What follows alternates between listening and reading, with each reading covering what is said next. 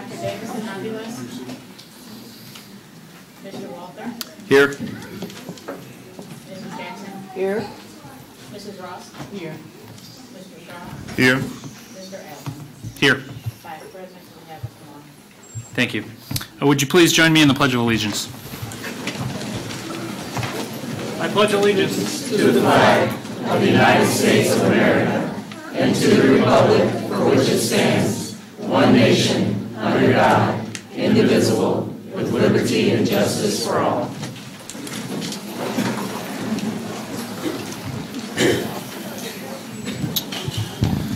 First item on our agenda tonight is announcements. Do any board members have announcements?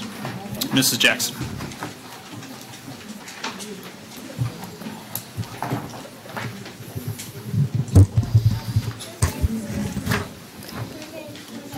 National Merit Scholarship Recognition. 4 Richwoods High School seniors have received commended recognition from the National Merit Scholarship Corporation.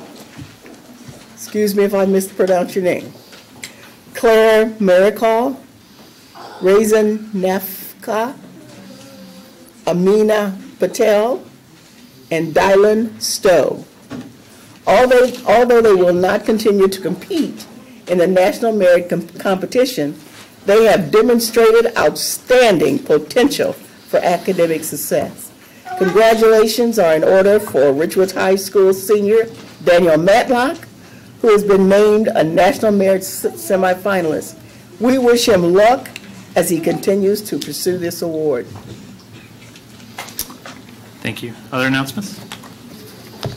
Mr. Walter. Good evening. Job Fair. You're invited to become a member of our remarkable team. Peoria Public Schools will host an education job fair Thursday, September 27th, 11 a.m. to 3 p.m. at the Administration Building.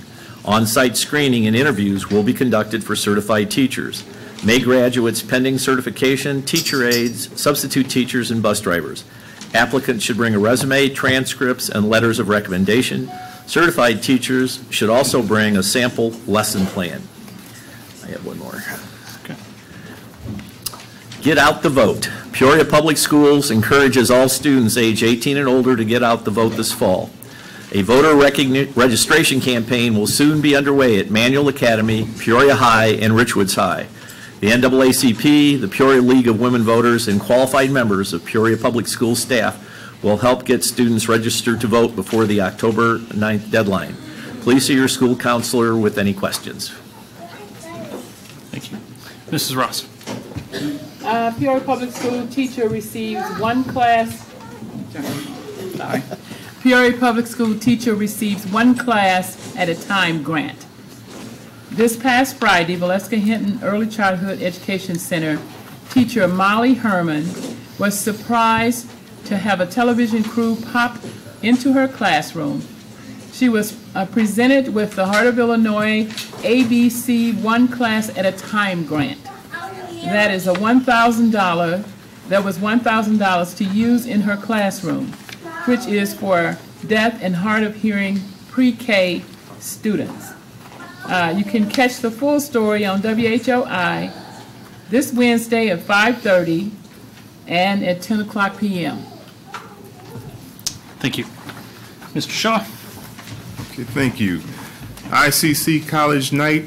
Peoria Public Schools high school students and their parents are invited to Illinois Central College's College Night on Wednesday, October 17th from 5:30 p.m. to 7 p.m.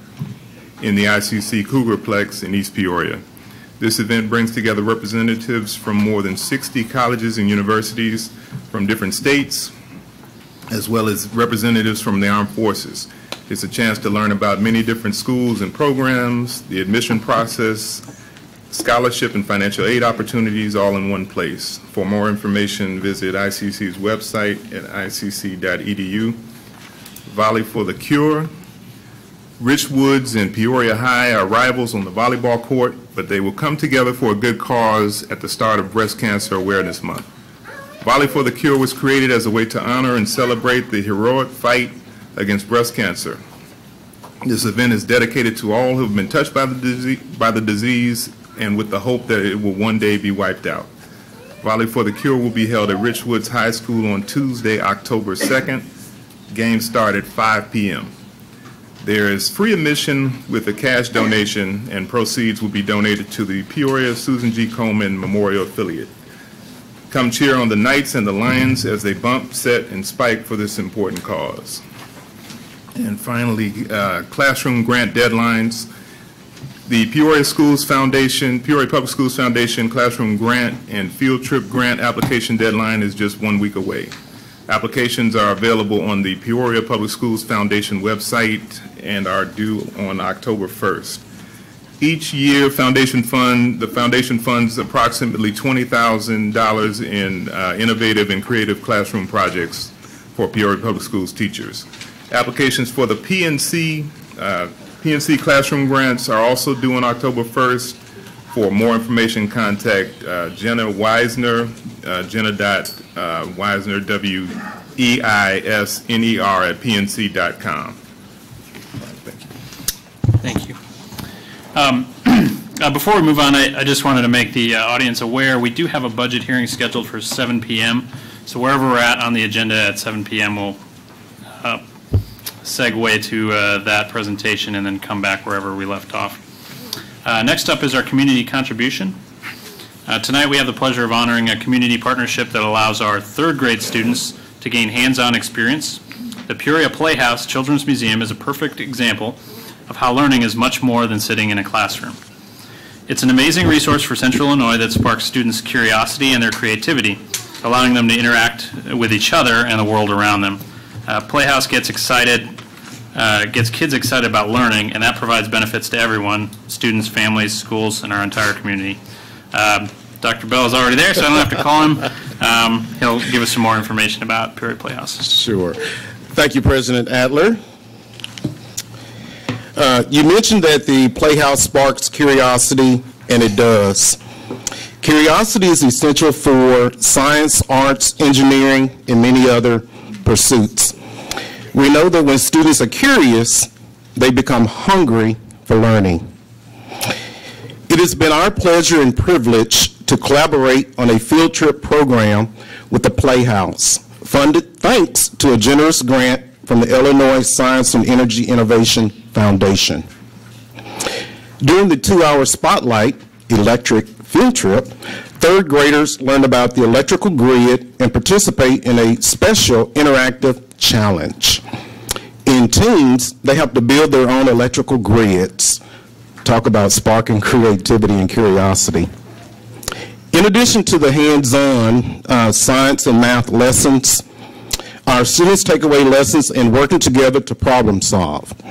Of course, during the trip, students also have time to explore and enjoy the museum's regular exhibits. Our students are not the only beneficiaries of our partnership with the Playhouse. Teachers were invited to a professional development opportunity at the museum, again, supported by a grant from the Illinois Science and Energy Innovation Foundation. The teachers received training, materials, and resources to take back to their classrooms. On behalf of our entire district, I want to thank Peoria Playhouse Children's Museum Director, Ms. Rebecca Shulman Hertz, and invite her to share a few words. Ms. Hertz. Thank you so much. Hi, thank you so much. We all at the Playhouse and in the Park District are really honored, and we're really grateful, and thank you. The Peoria Public Schools team is amazing to work with, the administrators, the teachers, the students, the parents. So I was going to tell you a little bit about the field trips that the third graders have been doing, but I think that's been covered. So I'll just share a couple of the things we've been hearing from students. Last year we had a pilot program, and this year we just kicked off the full-scale program reaching all third graders in Peoria Public Schools. And last Friday we had Charter Oak students visit, and after completing the challenge that Dr. Bell described, one student exclaimed, "I want to do electricity one day." Another student enjoyed the activity so much that she told us she wants to keep experimenting with electricity.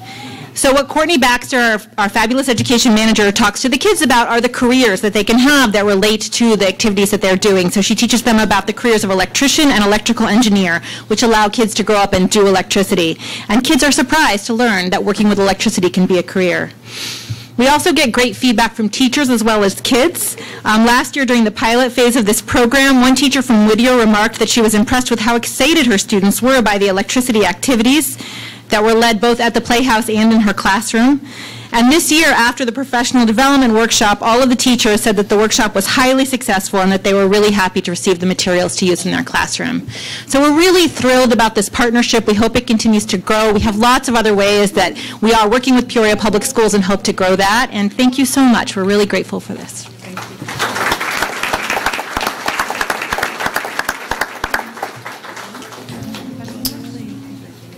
And on behalf of the Board of Education and the rest of the district, Dr. Bell has shared a small token of our appreciation. Thank you. Thank you. Picture? The most important part, the photo. Congratulations. Next up, we have our student showcase, the Remarkable Readers. Ms. Gifford. Good evening. Yes. So I'm Mrs. Gifford. I'm the literacy coordinator for District 150, here to present awards to the 48 readers from grades K through 8 who participated in the Remarkable Reader program this summer, reading a minimum of 30 minutes per day for at least 4 days a week from May 28th to August 10th, which is roughly 20 hours and 1,200 minutes, give or take. So as I call the schools up, I'd like the principals to come who are in attendance to pass out the awards, and then we have an additional set of awards afterwards. From all 48 students, there were one from each grade level pulled from a random drawing to win an additional prize. So Keller, with Principal Ken Turner.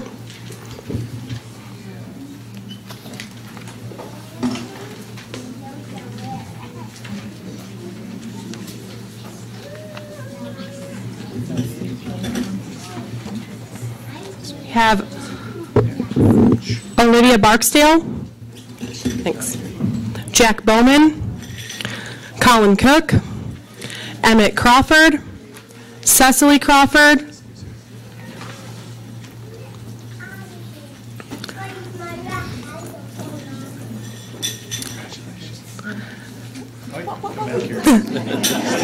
Stay here, Cecily. William Jones, Sidi Muhammad Surya,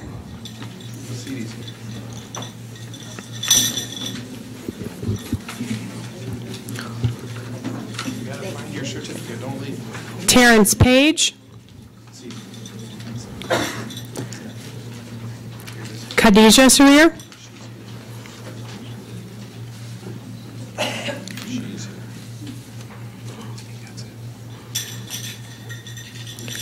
Kobina Techi, and Ileana Techi. Oh, okay. Keller's Remarkable Readers.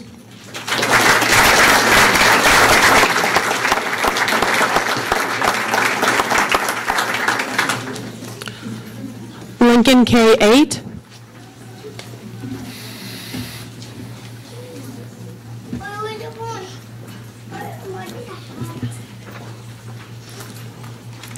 We have Amy Rice in 7th grade.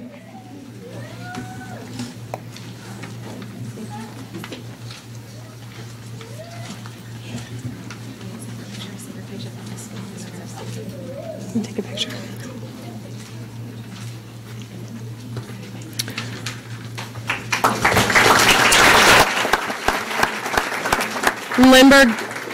Lindbergh Middle School. Okay, we have Elijah Barksdale, Katarina Keiswetter, Maggie Payne.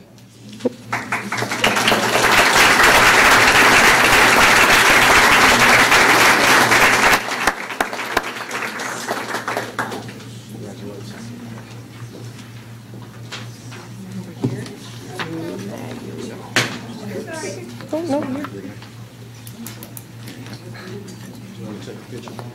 Hey, Dr. Bell. Turn her around. Take a picture too.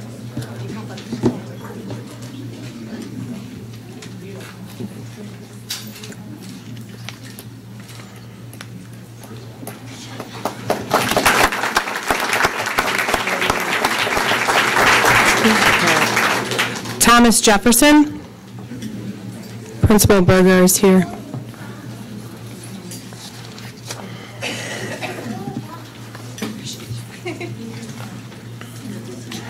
Yeah, these are yours.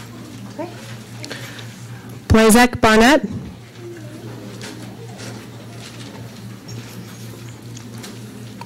Charlotte Moody.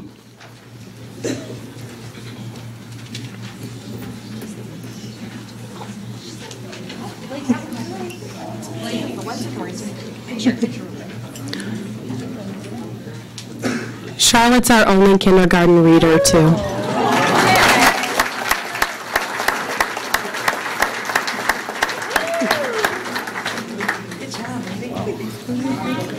Whittier Primary.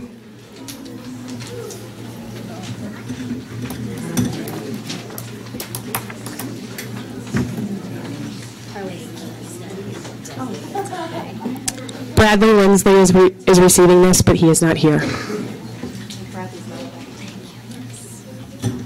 Northmore. Stop in here. Okay. Mira Abercrombie.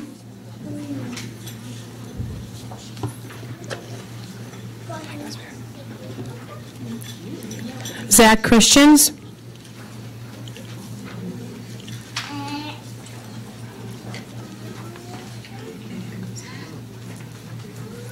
Matthias Bowden.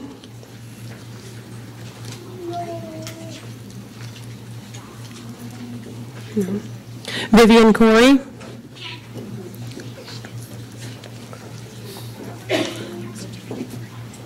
Chloe Funkstaniel.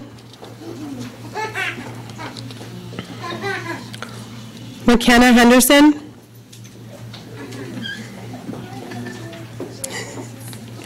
Addison Jones. Brooklyn Jones.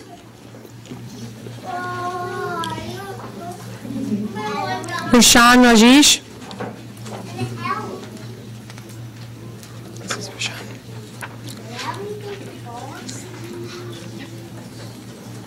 Liam Ratliff.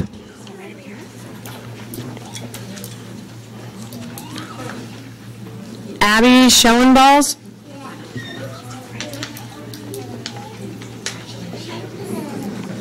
Gavin Stalnaker.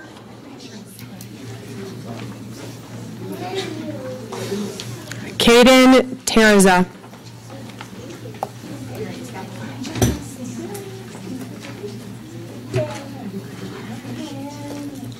We can have all of you step right over here and take a picture. Let's come on over. You step right in front of the podium.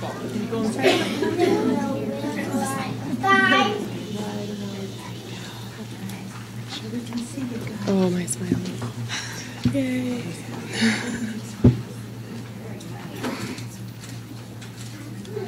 Okay. Yeah, I'll put them together. Rolling Acres Middle School. Yes. Go ahead. It's just me and a picture. Oh. Gentleman who showed up, so go ahead. He is. Barber. Take one more. Are you here? You want to say something? Okay. Perfect. Bradley. Barb again, real quick.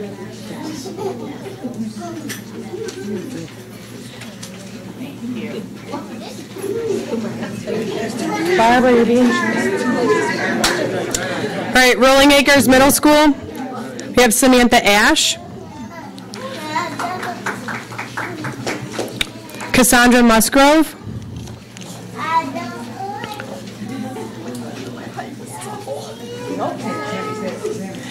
Aiden Ortega.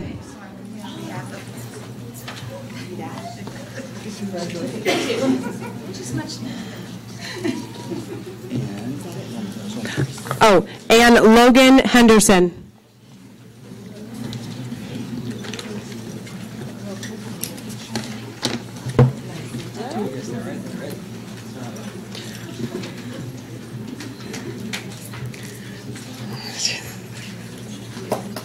I'm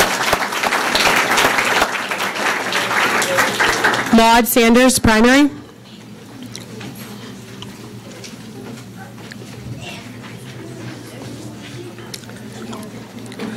Chloe Clark.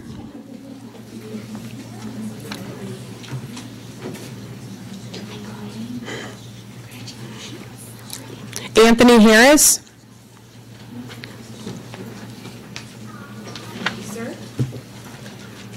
Sierra Stakes. Oh, it's spelled wrong. I'll reprint it.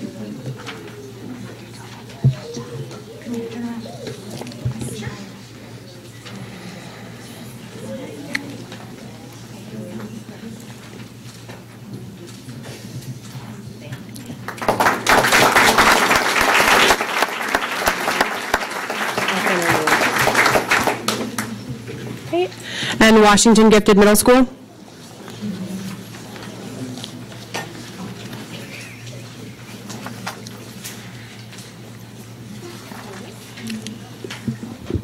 Aimdale Vale. Oh God. It's the only one.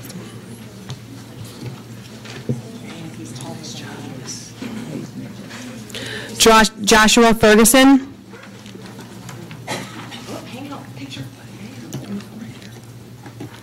Lauren Gallo.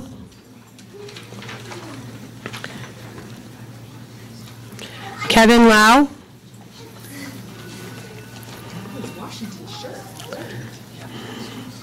Lillian Lau.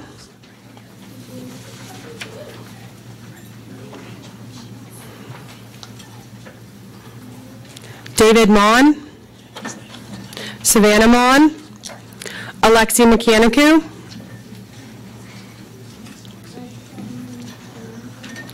Nyla Robinson.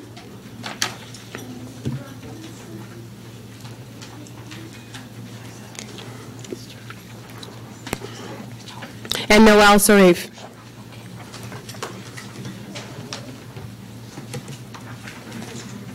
Can you come on over to this side of the podium over here with Mr. Bowles?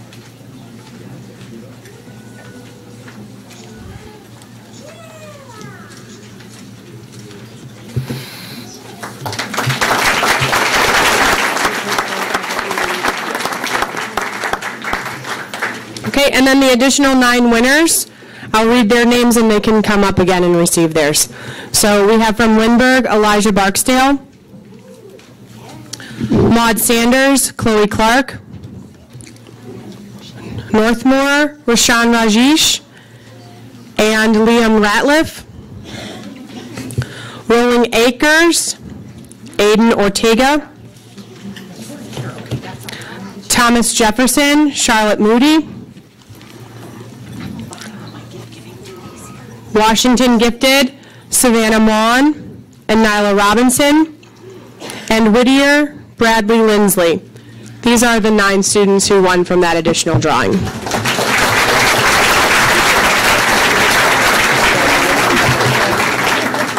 you want a picture with them?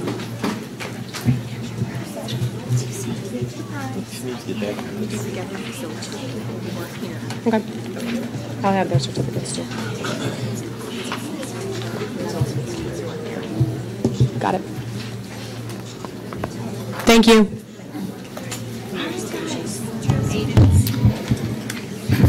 Yep. You pop off and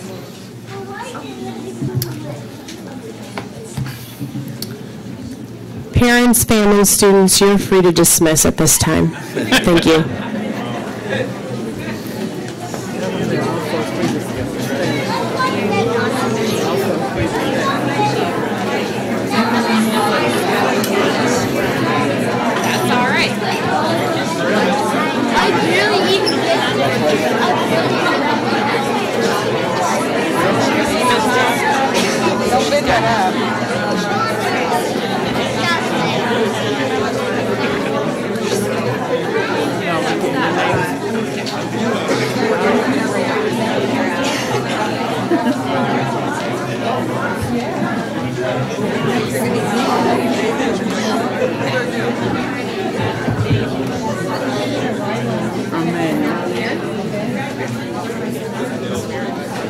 that's going to be up to Mr. Adler.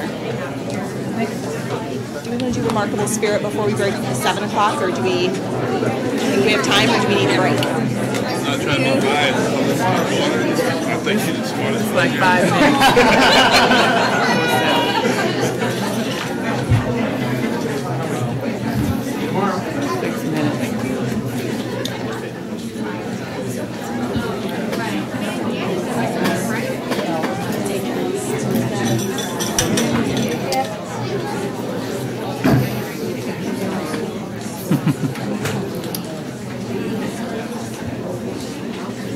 So while some of our guests make their way outside, we would like to also recognize a special category of contributor to our district with the Remarkable Spirit Award. Our Remarkable Spirit Award this evening goes to Lacey Hafley. This is Mrs. Hafley's second year teaching with Peoria Public Schools, tackling a tough subject, 7th and 8th grade science at Rolling Acres Middle School. For those of us who remember those grade school science lessons, we might feel like the teacher was sometimes speaking in a foreign language, using words like phenomena and molecule, as we learned about the periodic table and the atomic scale. But for some students, it's not just the science terminology that can be tricky. Some students have real language barriers to overcome. Mrs. Hafley won't let anything stand in the way of helping her students learn. And one of her new students this year is from Yemen, and his home language is Arabic. Mrs. Hafley went online to a translation program and took the time to translate assignment directions into Arabic, saying, "I don't want him to be unsuccessful in my class when I know there's an option to help him." At this time, I'd like to ask Mr. Barber, the Rolling Acres principal, to step up and share a few words about Mrs. Hafley. Thank you. Thank you, President Adler, members of the board, Superintendent Karatz. It's my pleasure to talk to you about Mrs. Hafley. She does a remarkable job at Rolling Acres Middle School. She really embodies the spirit of putting kids first. One of my mentors, Mike Galuzzi, had a saying. He said, "What are we here for? We're here for kids." And that really is Mrs. Hafley. And that's what she really does at Rolling Acres. She puts kids first. Even as of last Friday, she was after school on a Friday afternoon, having kids helping them with projects and finishing up some assignments. So she really just goes that extra mile, really without being asked. The student that you read about, President Adler, he came to us. His English, he was very weak in the spoken English, and so he struggled. And not that he couldn't do work, but he just couldn't do work in English. And so she came to me and said, "Hey, I've got this program. I can translate it for him so at least he's able to read it in his own language so he can turn in some work." And so she really went that extra mile for him. And she does that with kids throughout the year. This is her second year in Rolling Acres. She does a phenomenal job with science. In her science lab, the experiments kids do, the labs that kids do and are exposed to is really incredible. She is a Richwoods graduate, so she's Peoria Public Schools graduate, so she does a phenomenal job for us at Rolling Acres, putting kids first, and just has a heart for kids and what they do. So if I can introduce Mrs. Lacey Hafley.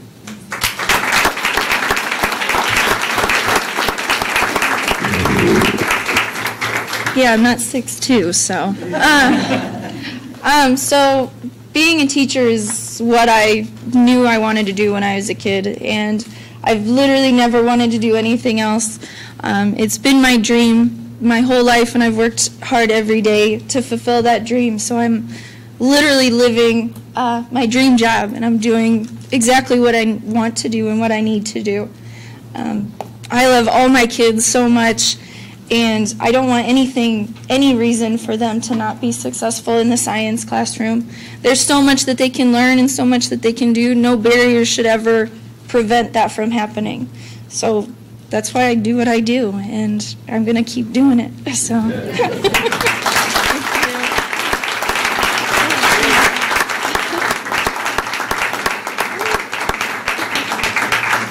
We appreciate your love, your passion, just with a small token of appreciation for what you do, the work that we do.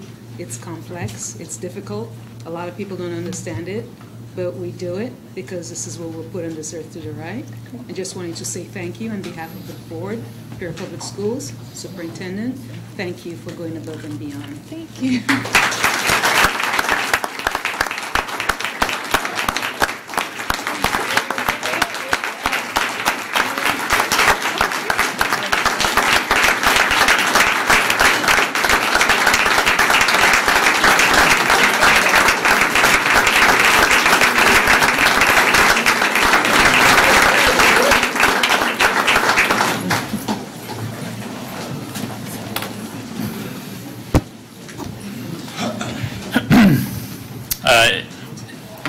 share many privileges of serving on the board and participating in Peoria Public Schools. Recognizing our great teachers is one of them.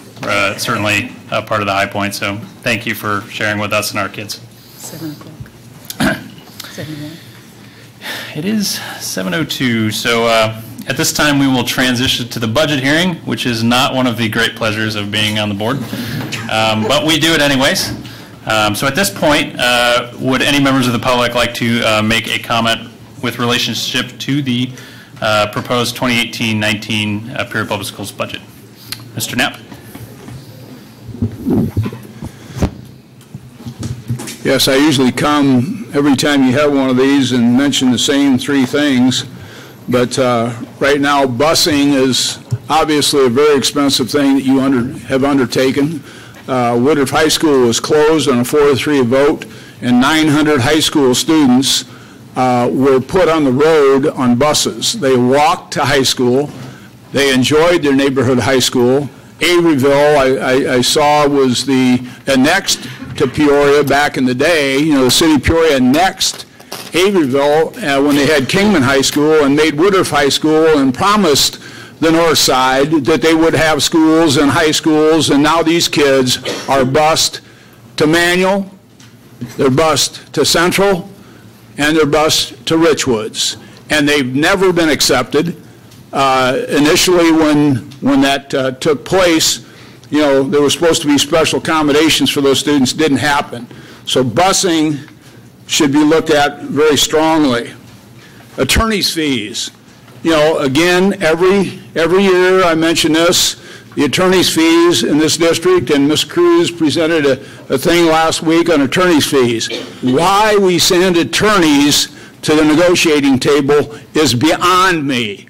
The teachers union and all the other unions do not take attorneys to the table. They negotiate their own contracts, and you get bagged for probably $200,000 to $300,000 by attorneys at the table, and they do nothing but extend negotiations so they can get paid more. It's called billable hours. Remember that, billable hours. You can bring an attorney in at the end of negotiations to check the legalese, and I advise that.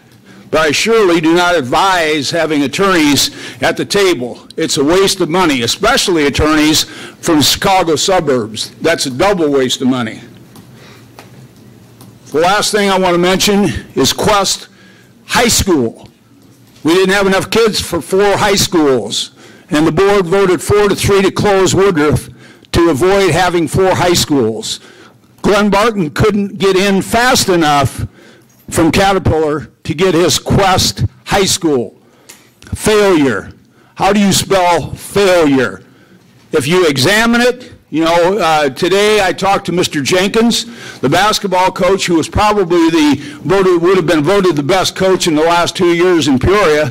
He's in Florida. He had to take a job and move to Florida. His wife is packing as we speak and will join him next weekend in Florida. Michael Jenkins' dad taught 40 years at Richwoods. Cindy Artis's brother is the mayor of Peoria. Gone from the community. Lifelong community people gone because what Quest did to those 2 people miserably in court. None of you went to the hearing in court. I went to the hearing. It was ridiculous. Ill-prepared. These people are not professionals at Quest. They're ridiculous. And you need to get rid of Quest. I see number 7 on your agenda is to enter into renegotiations with Quest. Bad idea. Don't even enter into the negotiations. Just say, time is up, and it's over. Thank you. Mr. Atkins-Dutra. Good evening. Jeff Atkins-Dutra with the Peoria Federation of Teachers. I've been teaching 25 years, and in those 25 years, the district has spent millions upon millions on prepackaged programming. One program after another has come and has gone.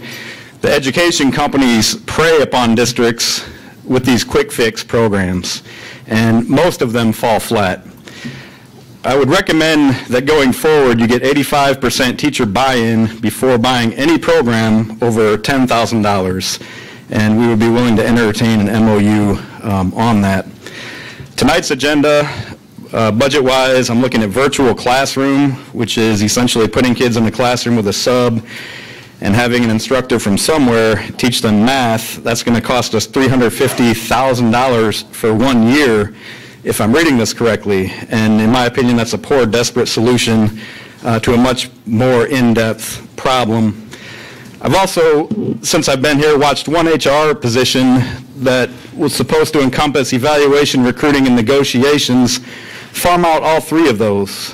Evaluation booklet was outsourced this year. Recruiting, a recruiter was hired, and as Mr. Knapp pointed out, attorneys do the negotiations. So position control at the administrative level might be something to take a look at. And I would also, in my 5 years, not spoken out about Quest, but at this time I must say that, in my opinion, Quest must go as well. Thank you.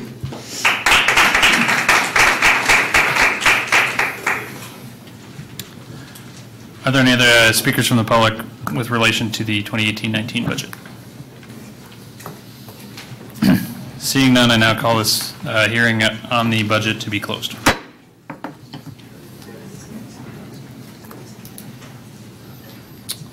All right, back to our regular agenda.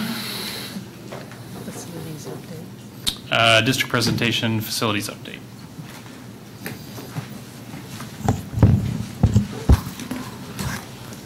As Dave Meyer and Jim Hollenbach prepare to walk through our facilities update, I'd just like to take a moment and thank both those gentlemen for all their work with our facilities projects. 2017-2018 summers, we completed a number of projects. You'll see the results of that work in just a few minutes, but these guys have gone above and beyond to get our facilities in better shape, and we're almost halfway through a 5-year plan. I just wanted to take a moment to thank them both and say I appreciate all you've done. Good evening, Dr. Karat, President Adler, and the other board members. We're here tonight to give you a brief update about our facility progress. Can you turn your mic on, please, Dave? All right. Sit down. Got me? All right, perfect. Usually I talk loud enough I know that. you do. So, all right. He's trying to control himself. That's right. Okay, so you see these next couple slides that show the per facility, and it's broken down by categories or projects, and there's the progress of those, whether they're construction, pre-design, design, et cetera. And this pretty much captures, I believe, approximately 24 of the facilities that we have that these projects were laid out.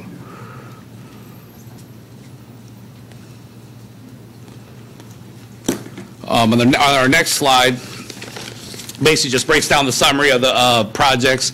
73 projects are 100% complete. I believe there was 40 done in 2017, which 33 for this year. 8 the projects are in progress, and those involve exterior doors, obviously our HVAC projects that are in phase 1, tuck pointing, and a roof. All our projects currently, they're on track and significantly under budget. And also for the upcoming, just kind of show you what's the highlights of what of our projects that are coming in 2019. You'll see that windows for Von Steuben. We have roofing at multiple sites. There's an additional sites other than the 4 that you see there. Obviously the HVAC, we're going to starting the design. The design is actually underway for Sterling. Manual and Richwood's phase 2, and Washington Gifted would be on for the summer of 2019. Here's some snapshots of different projects. Obviously, this is the manual HVAC. The three top, we show that the new efficiency lighting, there's the top picture to the left is the foyer. The other picture is the new drop ceiling and new LED lighting in the hallway between the library and the main office. And the picture to the right is the chillers that are set was part of phase 1. So won't be working until phase 2, but they're then. So the rough end, the hard part is done. I say it's the hard part because we captured a meat of it, but we anticipate phase 2 going very smooth for manual. The bottom picture is the grandstands. This is not county facilities tax related. However, we wanted to capture that as well. Looks very nice. Was that the grant, the NFL grant? Yes, ma'am. Let's see. You may want to tell them a little bit about that.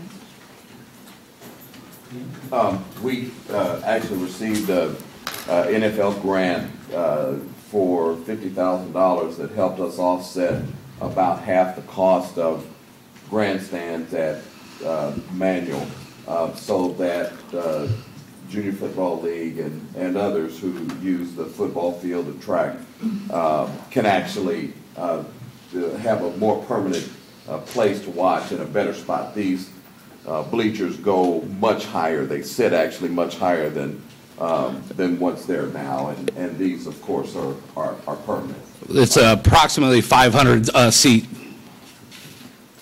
of grandstands, so significantly more than what was there, and safer, I'm sure. Next project, this was not county facilities tax related, but we wanted to show you what we did with Whittier's first floor with the old tile, asbestos tile, and was replaced. A nice little paw cut into the foyer there. The office has the LVL, it's like wood, but it's a vinyl, like a LVL flooring. And actually just to the left where you see the seats, that's where the security entrance will be cut into, which was scheduled for fall break. So we're about 25% on that because we're pretty much ready for that to go. The exterior doors are being done now, but we're waiting to do that security entrance in fall break. And the bottom picture you'll see when we took the tile off in the old side of Whittier, we found this was under it. That's all this ceramic tile, and I wanted to keep that as a kind of you have the best of both worlds at Whittier. You have the newer side, and then you see the tile. And that top picture is actually the basement. If anybody's seen what that basement used to look like, it's just phenomenal. What a difference. But we wanted to see the old side. We found this under the tile, and I didn't want to re-tile over it. I wanted to kind of keep the nostalgia of the building, so we decided to keep that. We thought it was very neat. Yeah, the floors are really nice. Yeah. I saw those at the beginning. Very nice. Very nice, yeah. So basically, the first floor and the principal's office and the main office was all done. Long overdue. Here's Franklin. This is one of my favorite projects because you can really see the transformation around there.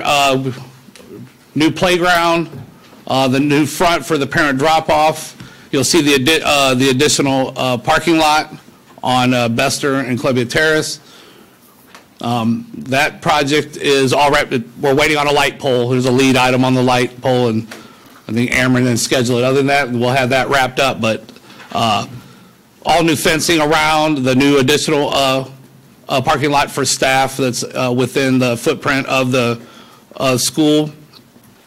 We relocated the basketball hoop. So very exciting. This was a very, very good project to be over. Just you see literally every day something changed dramatically there. So. And you collaborated with the neighbors. Absolutely. It was many meetings, but it was well worth it. Well worth it. We had the toilet remodels at Tree Wind. This is just a snapshot of like the new partitions, paint, new urinals. Part of the flooring was redone, but we actually did approximately 6 restrooms. So there was a transformation. Every restroom was or would look like this, opposed to what they used to look like. And it was long overdue. We had a lot of carriers that you couldn't work on anymore, and it just needed to be overhauled. So, and here's the Richwoods Auditorium that was done before the start of summer. It was all new flooring, all new seating and paint. Beautiful. Absolutely beautiful. That was it was another great project. That was in collaboration between outside contractors and our group doing that. And that started with, we did the demo, we did the flooring, we did the painting, and an outside company did the seats. And we talked about manuals, HVAC before, but we like this slide because first time I've ever seen units being delivered by helicopter. That was money well spent as far as I'm concerned, because it took longer for that helicopter to fire up than it did to set those 7 units on and take one off. It was pretty impressive. And it's got manual colors, so that worked out. That was by order. Yeah. No extra cost for that, yeah. I think we're going to try to, there you go, thank you. We'll see if this works. Just kind of give you an idea how fast that they worked on this. I think the total time of this was probably less than a half hour. Yeah.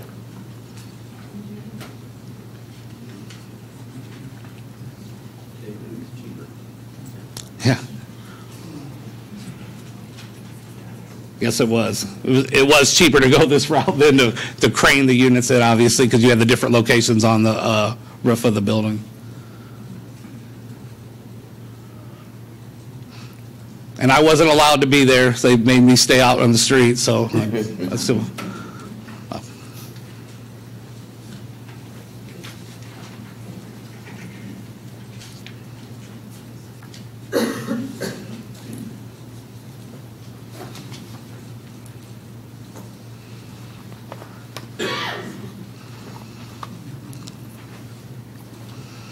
What's the weight of one of those?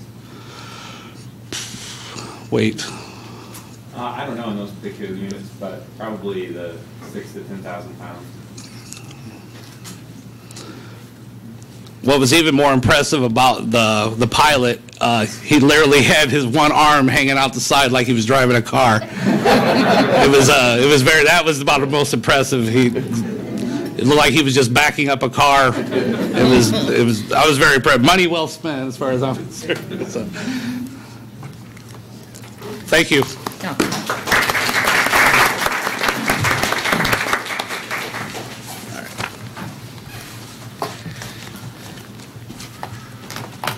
Any questions by board members? Mr. Walter?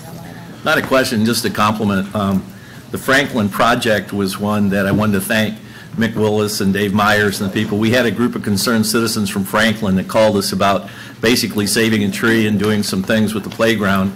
And Mr. Willis, Mr. Myers met with the representatives of that Franklin neighborhood group, and also some kudos to the city of Peoria because they worked with us. It was one of those things where everybody did work together, and I think everybody came out and it was a real win-win project because a lot of times I think they thought we were just going to shut it off and just do what we had to do, which legally we could have done, but instead of that we listened and tried to make some accommodations, and they did too, and it came out to be a real good project. So I want to thank you guys particularly for working on that. Thank you. Thank you.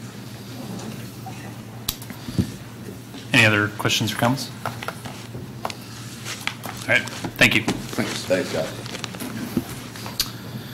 Next up, we have implementing a culture of caring for students and staff. Michelle Carmichael.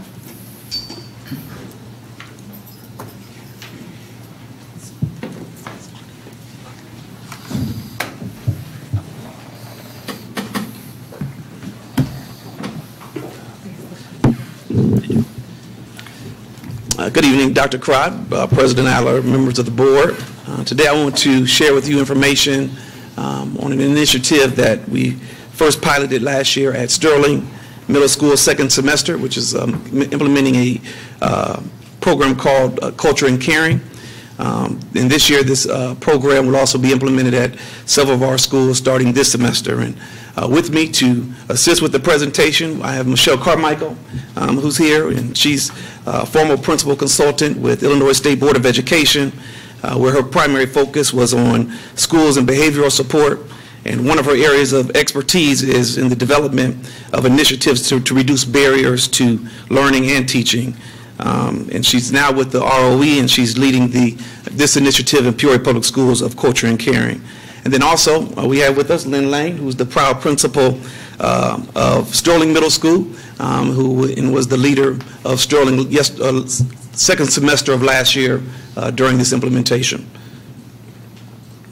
The purpose of today's presentation is four things. One is to provide common definitions of terms that you may hear, not only tonight but throughout the school year, and then also to share the vision of social emotional learning and behavioral support programming for Peoria Public Schools, to share professional learning supports that are being offered in Peoria Public Schools buildings, and then also just to celebrate the success of Sterling Middle School in implementing this culture of caring. And so with that being said, I'm going to turn it over to Michelle Carmichael.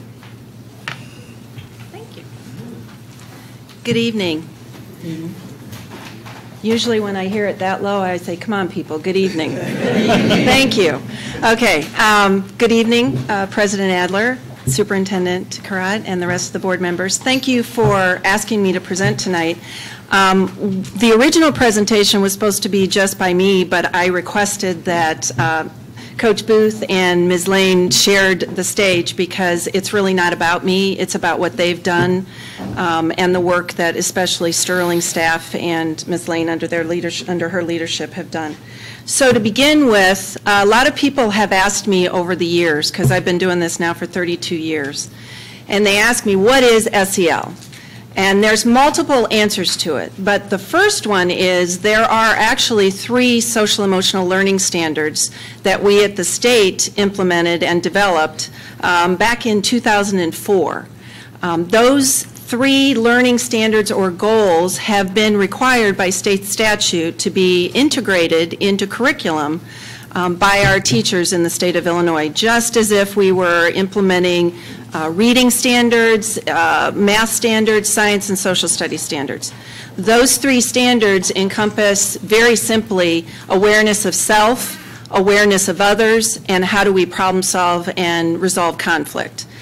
But even deeper than that, when people ask me, you know, what is SEL, the how it happens is on the slide that's in front of you. One of my mentors is Dr. Bruce Perry, who is the main person at the Child Trauma Academy in Houston, Texas. He's also an author, the author of the book, The Boy Who Was Raised as a Dog. Many of you have read that. He is a psychiatrist, he is also a neuroscientist, and I've been working with him for the past 5 years on a lot of the trauma-informed practices that we've done across the state of Illinois. And this slide specifically shows how we gain social emotional development. It starts with attachment, and that attachment can be healthy or it can lack some things that are needed.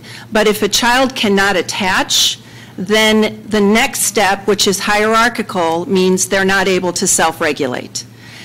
In turn, that means behaviorally, emotionally, cognitively, self-regulation is just not available to them because they've not made those healthy attachments. It is a building block that requires that attachment as the foundation. Once they self-regulate, they move into being able to have friends. If they can't self-regulate, people don't want to be around them. So that's where that next building block occurs. Once they can acquire affiliation or friendships, they become more aware and empathetic of other people. In turn, that allows them to be tolerant of differences. That doesn't mean they agree with it, but that they can accept it and they can resolve conflict peaceably. Out of all of those things, the attachment, self-regulation, affiliation, awareness, and tolerance, comes respect. You cannot have respect without those other 5 core building blocks. And a lot of this work comes out of the Developing Child Institute from Harvard and other research that's been occurring for the last 20-some years around social emotional development. In turn, I've been asked quite often because a lot of the work that I do in the presentations are titled Implementing a Culture of Caring for Youth and Staff, or for Students and Staff. And people have asked me, what does that mean? Well, the focus for that type of environment is promotional and prevention-based. So it really is making a conscious daily commitment to students and staff not to be in an emergency mode response attitude. but that we actually look and plan for social, emotional, behavioral, and physical growth for our students, which in turn is the foundation for the academic success that we're all hoping for.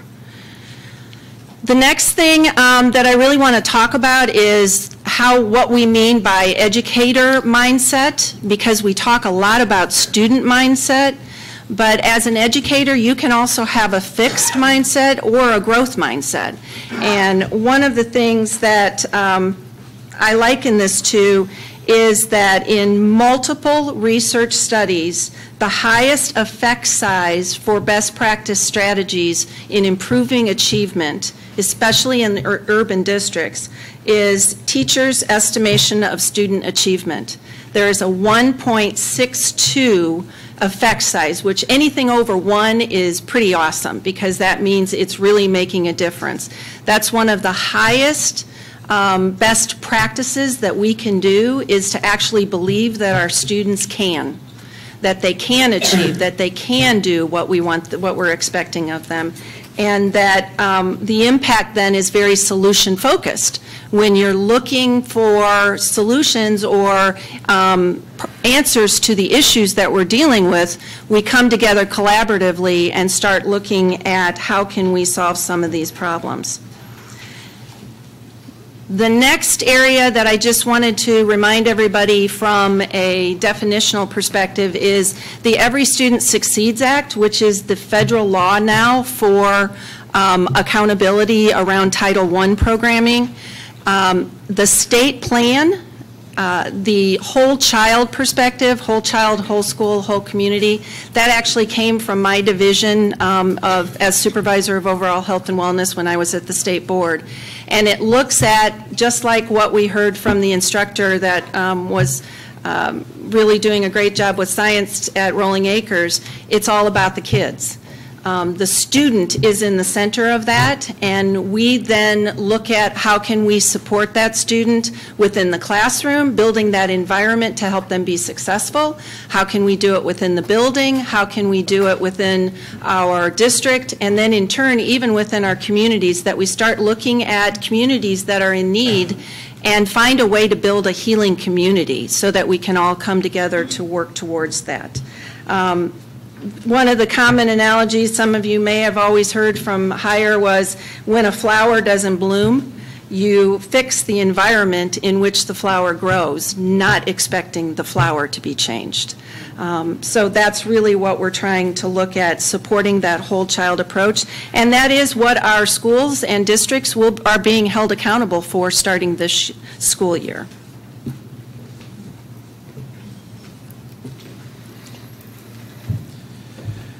And with that being said, our vision for Peoria Public Schools as it relates to social emotional learning is that all education stakeholders take part in creating a safe, equitable, and engaging school climate, so each student acquires the knowledge, skills, and dispositions they need to be successful. They need for interpersonal and life success. And I just added this slide is just because I wanted to communicate and emphasize that implementing social emotional learning is not someone else's sole responsibility. It's really going to take all of us as educational stakeholders to play a part in the social and emotional development of students. And in simplest terms of when you talk about what is SEL, it's simply put the development of the social skills of the students we serve, and the development of students being able to identify, manage, and cope with their emotional state. And we do that by several different ways. One, we use curriculum, research-based SEL curriculum in all of our K-8 buildings, and we also have added Lions Quest social emotional curriculum in our at Manual High School and then also Peoria High School.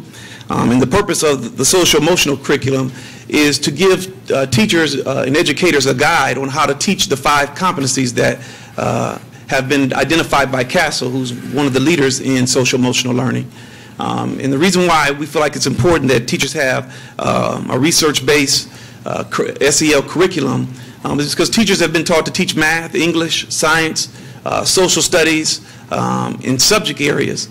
And so with the social emotional curriculum, they not only get guides of lessons to teach, but also activities within those lessons to get for students to get hands-on experience. And so we feel it's important that that we have a formalized SEL curriculum to assist teachers in teaching these skills.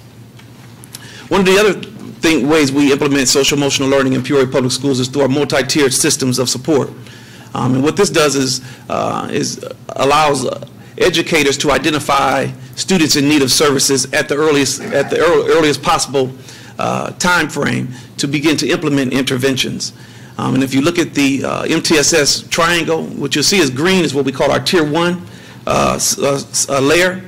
And at Tier 1, that's our universal supports. That's what all students get. That's the expectations that are within the building. That's the communication that goes out to not only students, staff, and parents. That's what they consider minor and major infractions within that school building. But I put this slide there, but also without a strong Tier 1, it creates more students falling into Tier 2 and Tier 3. And so a part of strengthening our Tier 1 in all of our buildings, coaching and caring, is providing the supports and modeling the coaching for administrators and teachers to assist with their Tier 1. And Tier 2 is when students are not successful at Tier 1, they are given additional supports within buildings, and what those supports looks like differs among our buildings. Some of our buildings have more support staff than other buildings, and I'll share that with you in just a second. But when students need additional support, whether that's meeting with their counselor or a check-in and check-out person or being assigned to a group, they're given those Tier 2 supports. And then Tier 3 could be the same supports as Tier 2, but just more on a frequent level or with a higher intensity. It also can include creating a behavior plan for the students. But Tier 3 can also include when students need supports and services beyond what the school can provide. And that's when we utilize our community resources, our community partners. We utilize the Wraparound Center to connect students to resources, supports, and services. And what this slide is just over this past year, the increased social emotional behavior support staff that have been added to Peoria Public Schools. Children's home therapists, we now have 7 in the school district. That's an increase of 3 therapists. We have 13.5 family core liaisons. That's an increase of 2. 23 counselors in the district. This year, that's an increase by 2. We have 19.5 social workers. Included in that 19.5, we still have 4 openings for social worker positions that are opening to provide services. 11 full-time and 2 part-time school psychologists. And within those numbers, we still have 4 openings where we're looking for psychologists to fill those openings. 9.5 special ed administrators. 17 certified occupational therapists. We've added 4 additional occupational therapists to do additional work in many of our school buildings to provide students with supports.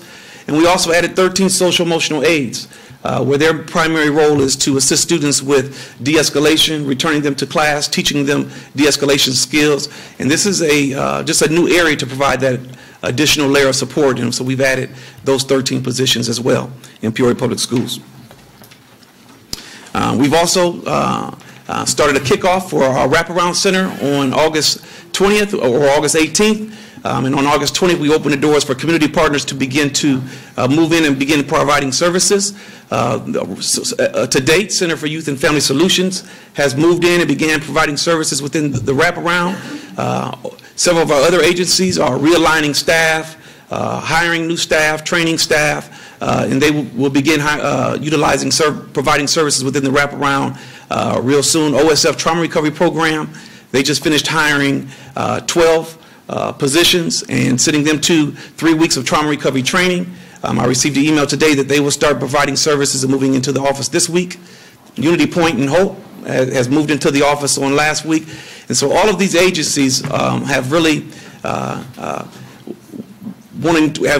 decided to play a major role in the Wraparound Center. But what that's caused them to do, many of them, is to realign their whole organizational staff, to assign staff to provide services at the wraparound. And some agencies have decided to hire new staff to provide services. And so some of those, all of those are in different places on where they are ready to actually provide services within the wraparound. One of the things I would say also about the wraparound, no student or family member has received a lapse in services, whether there are services that have taken place within the wraparound or in those agencies' home office.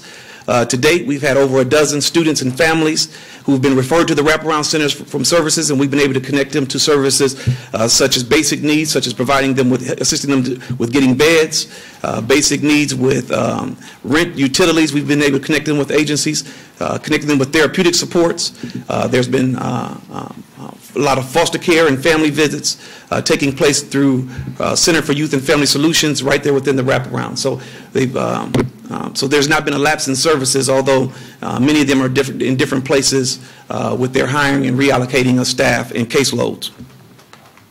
And then I'll also share again, that everyone has a role in providing SEL supports for students, and that's administrators, teachers, support staff, aides, bus drivers, custodians, cafeteria workers, coaches. And so it's not just about who can come in to help our students or where we can send our students out to help. It's about also being a part of the solution within our school settings. And so with that, I'll turn it back over to Michelle Carmichael, because that's what the nuts and bolts of culture of caring is, embedding social emotional learning into the classroom and into the school setting. So with that, Michelle. So what you saw was a lot of agencies up there, and I work at the Regional Office of Education, and I just want to let you all know also, part of my role is to connect dots.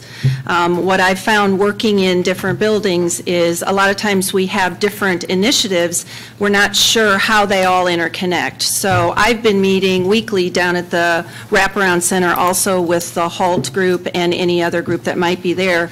We can share resources amongst ourselves and hopefully to build additional capacity across all of those different entities, especially related to trauma-informed practices. So this is what we've been doing from the ROE perspective. Implementing culture and climate supports, what it looks like is really everything that the whole school, whole child, or the whole child, whole school, whole community perspective of the ESSA plan talks about. Last year in about February, we spent quite a bit of time in January, Lynn and I had lots of conversations, and we set up where I went in multiple days to do some classroom observations. I'll share with you in just a second, the next slide, the actual observation tool that I use. But it basically is just me walking in and looking at how the classroom's set up, what the climate is in the classroom, classroom management, and then some of the instructional practices that might be used, some of the best practices. After I do those observations, I pull together a school-wide report, which I share with Lynn just to give her some areas of strength and areas that I might be able to support if the educators are open with it. And what we decided at Sterling was that Ms. Lane wanted me to work specifically with the grade levels during their professional learning community time. So I was given one day a week, one morning a week, and mostly on Fridays is when we did it. And I would meet with 6th grade, 7th, or 5th grade, 6th grade, 7th grade, and 8th grade grade level teams.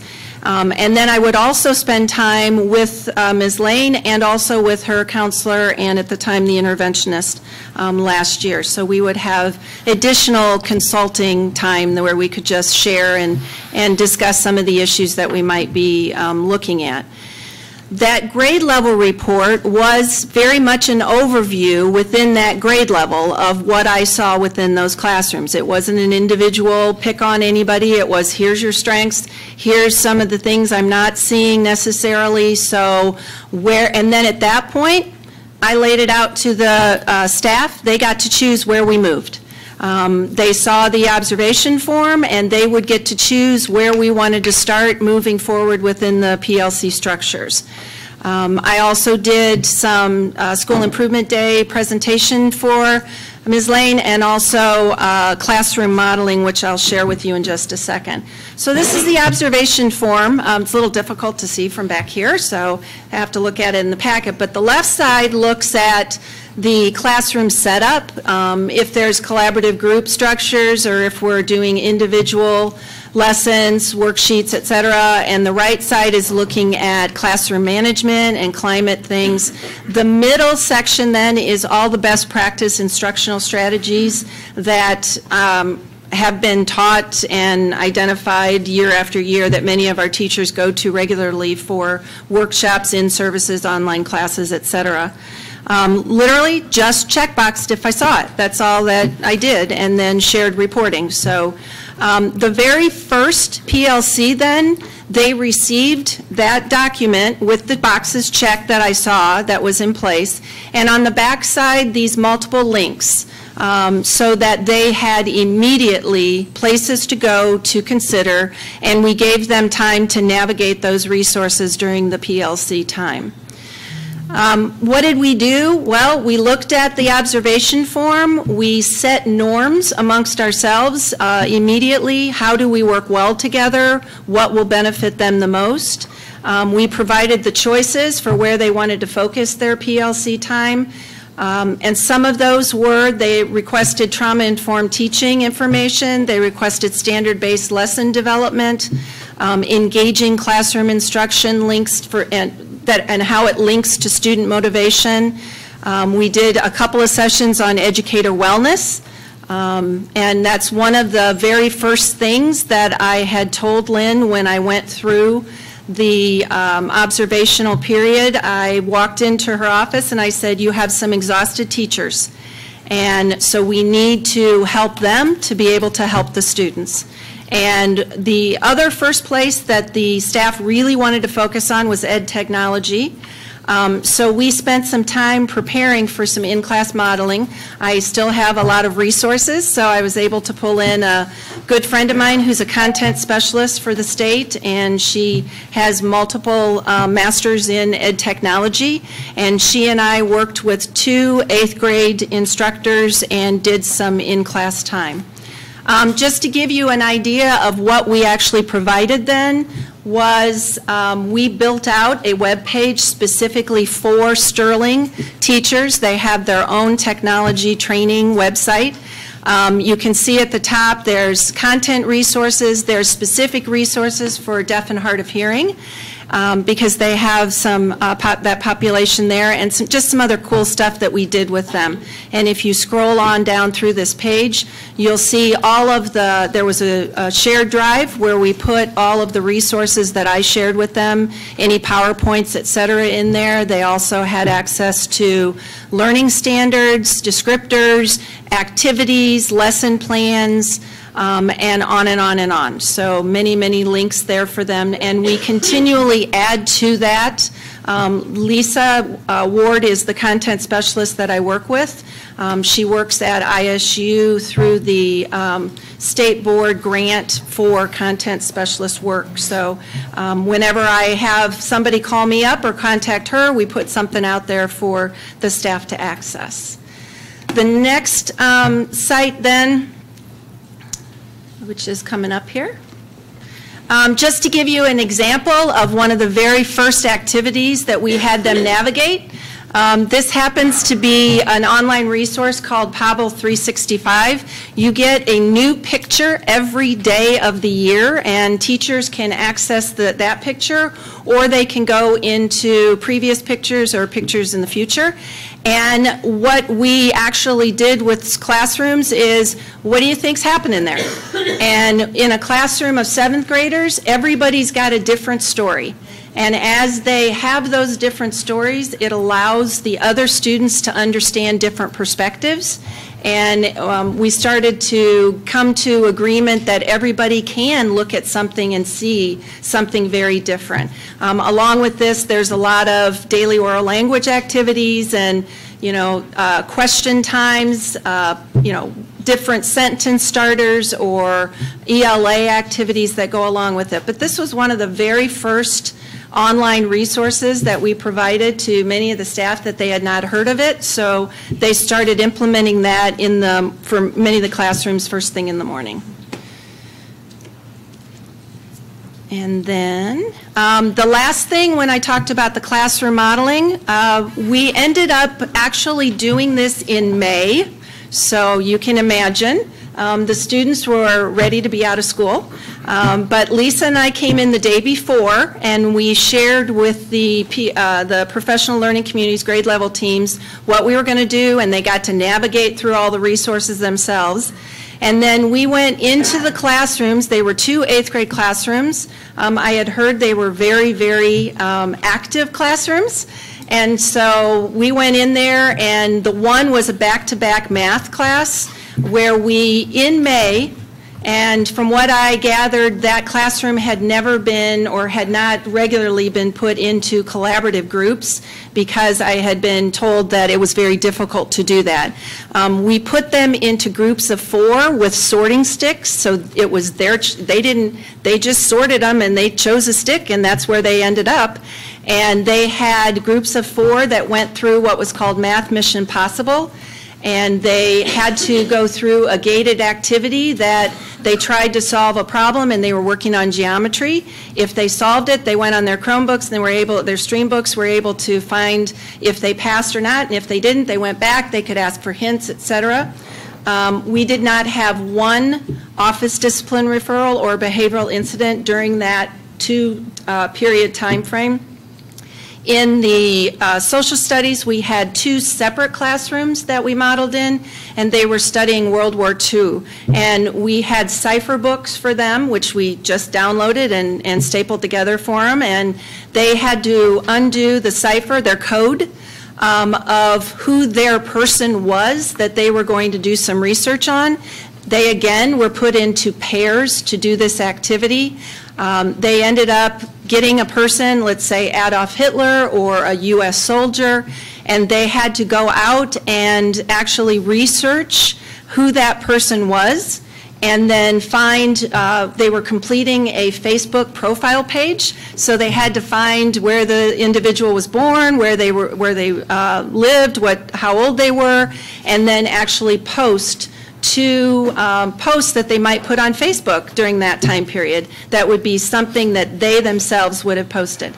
Again, we had 0 office issues. The students were heavily engaged. They were very excited to work on it, and the teachers afterwards, we gave both of those teachers classroom collaboration kits, which are also downloadable. So any other teacher that might want it, they can do it for free, download it for free.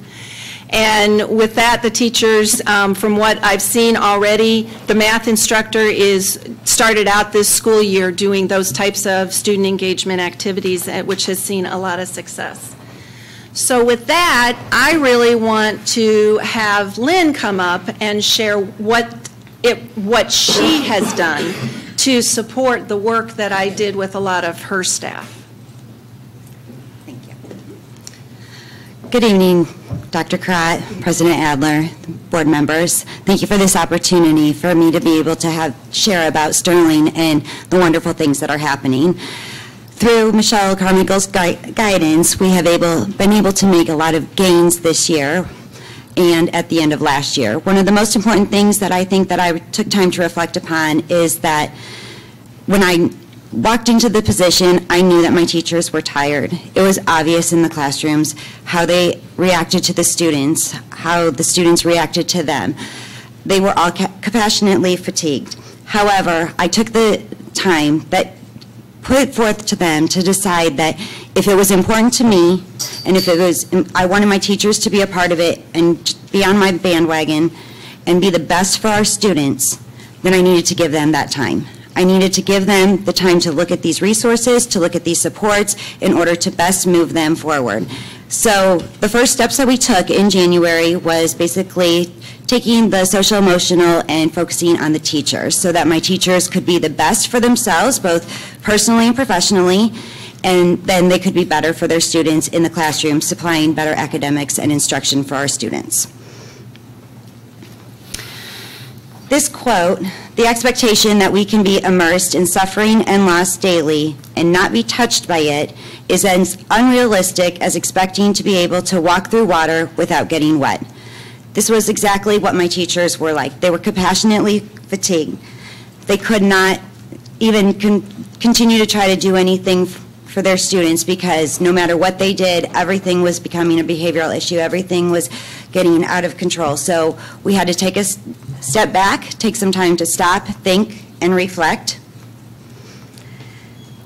So one of the things that I started doing was driving our instruction with the teachers and PLCs, backing up what Michelle Carmichael had done with them, and we started focusing on our data.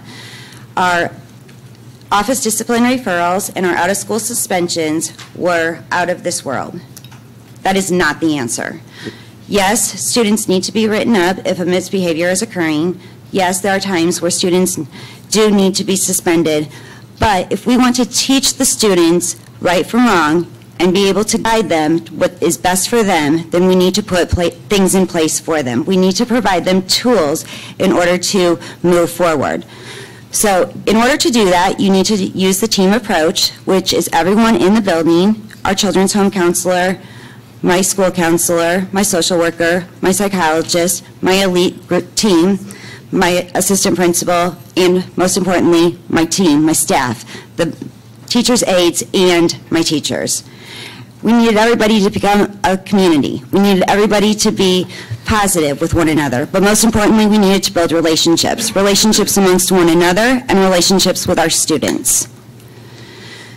Which led me to the goals that we developed for this 2018-2019 school year. Goal number 1, students and staffs will be decent human beings. We model to be kind to one another and compassionate. Goal number 2, we will support students and staff to care for their personal well-being and growth. If we have a balance between personal and professional life, then we ourselves will be more balanced and be able to come into the classrooms and be able to be the best, most productive individuals we can for our students each and every day. And in turn, students and staff will then grow together academically. On this slide, we have charts that show discipline referrals comparing 2017-18 to 2018-19 school year.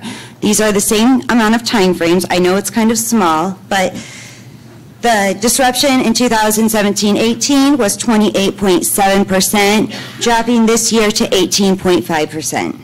Insubordination from the same time period last year was 22%, dropping down now to 16%. The other area that you see, which is the gray area, has increased this year. This is our bus discipline referrals. So what we have noticed is that we need to put more supports into how can we utilize and support our transportation department. So we have daily communication with transportation and talk to the bus drivers. We go on home visits, we follow the buses, we ride the buses, and we've been having conversations with parents and staff and us grade levels to discuss what is appropriate and safe behavior on the buses in order to try to offer additional supports to our drivers so that our students can come to school safely each and every day. On this slide, it shows the 2017-18 comparing the 2018-19 major office discipline referral by month.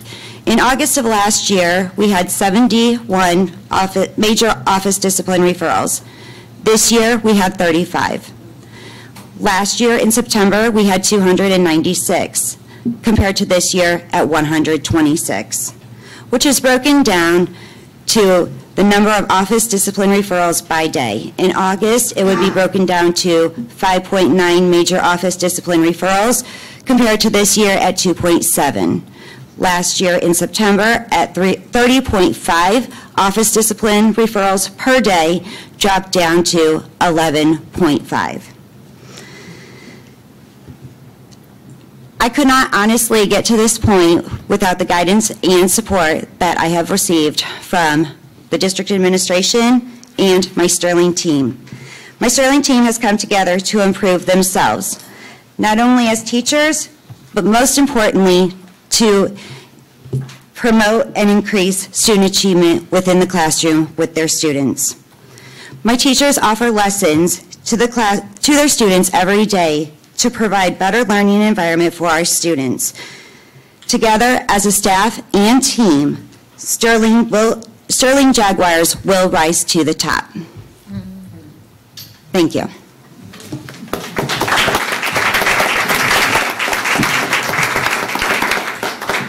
At this time, we'll take any questions for any of us three from board members. Any questions from board members? Mr. Walter. I guess this goes to Lynn. Did you have much turnover from last year to this year in your faculty?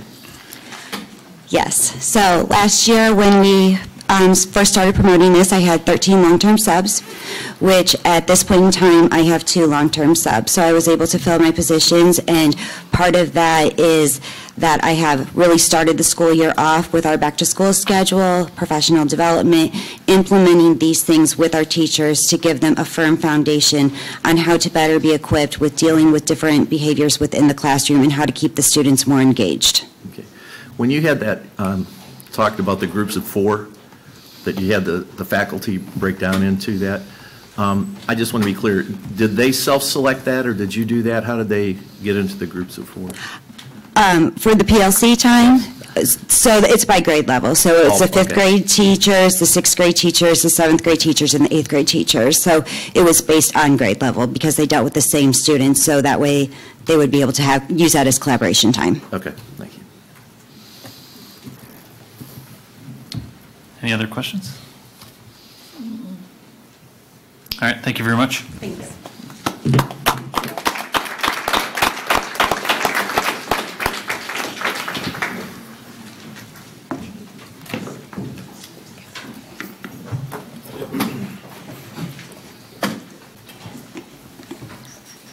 Nice to see you again, Michelle.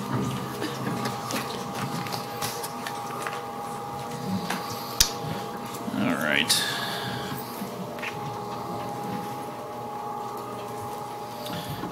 So the next item on our agenda is the audience presentations. As a public body making decisions that impact over 13,000 students and tens of thousands of voters and taxpayers, your feedback is critical to our success. Rules for addressing our board have been posted near our public comment box, as well as on our website, peoriapublicschools.org.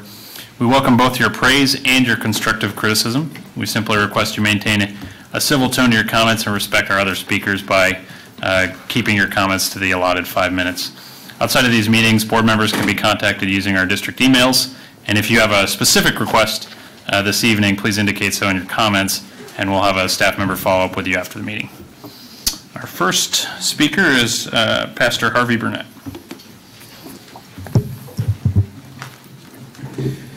Hello, distinguished board, Chairman Adler, all of those, superintendent. You know, as I rose this afternoon, I couldn't help but reflect on my experience in District 150 and dealing with children. After all that's been in the news of the stress that goes on in the classroom, I think I could speak because I've been in the classroom dealing with situations where there was stress on both sides of the issue. And I'd like to speak to that for just a moment, if I could. One thing that is for sure, we need an environment that's safe and given to learning for all of our children, that's safe for the teachers, and an environment where every child or every young person that's there feels included within that educational environment. There's a couple of things that I'd like to preface my comments with. One thing that social emotional learning, I think, is a very good way to go because it does quite a few things that has not previously been done within our learning environments. The National Association for Education of Young Children said this in a recent article: children's experience in the social world of family and community play a critical role in how well children learn in school. The importance of warm interpersonal relationships cannot be overstated. Adults are needed to provide consistent physical care, social guidance, intellectual stimulation, and emotional support. Children attached to meaningful caregivers depend on them for physical and emotional security. I think it's very important that we have these concepts that are beyond sometimes the book value of education that bleed over into our children's lives because they are challenged with so many different things and various things than they historically we've been challenged with. As a person who has done over 50 community vigils, prayer vigils for individuals who've lost their lives in the streets, I've coordinated those by myself with no group behind me, and prayed for families of over 50 victims. We cannot underestimate the effect of crime, the effect of violence, and the effect of poverty that bleeds over into some of the lives of our young people, even within the classroom. My experience is this. When I was hired at the district, I worked at what some teachers called the worst school in the district at the time. That was Lincoln Middle School. In fact, I asked some teachers, told some teachers I was going there, and they said, "Oh, I'm sorry for you." Well, we went over there to Lincoln, and Lincoln was a very busy school and challenging, to say the least. However, Lincoln did not have a track team, and I set out to establish a track team. Well, the first thing I was told was this is not going to work because we have too many behavioral problems.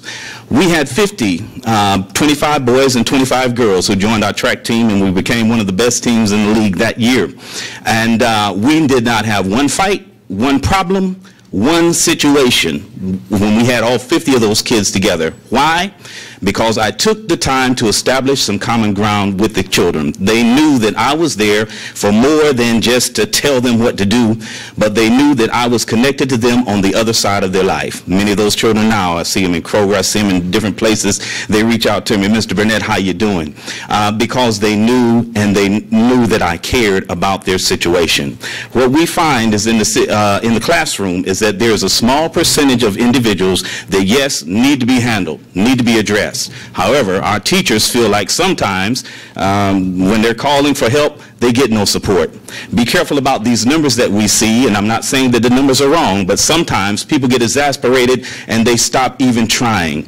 I'm afraid that our district may get to that point where we forget or we stop trying. And I don't want that to happen to anyone.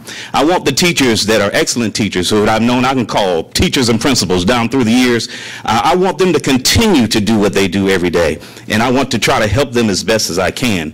But at the same time, I don't want them to forget any of those who need help, who need that extra special care, who are facing these circumstances, and also give this program, the SEL, some time to work. We're coming from a long way. Peoria, I don't think we really understood how far off track Peoria was with double-digit poverty, double-digit unemployment for a number of years, and the effects. There is a long-term effect, and that thing just does not go away overnight.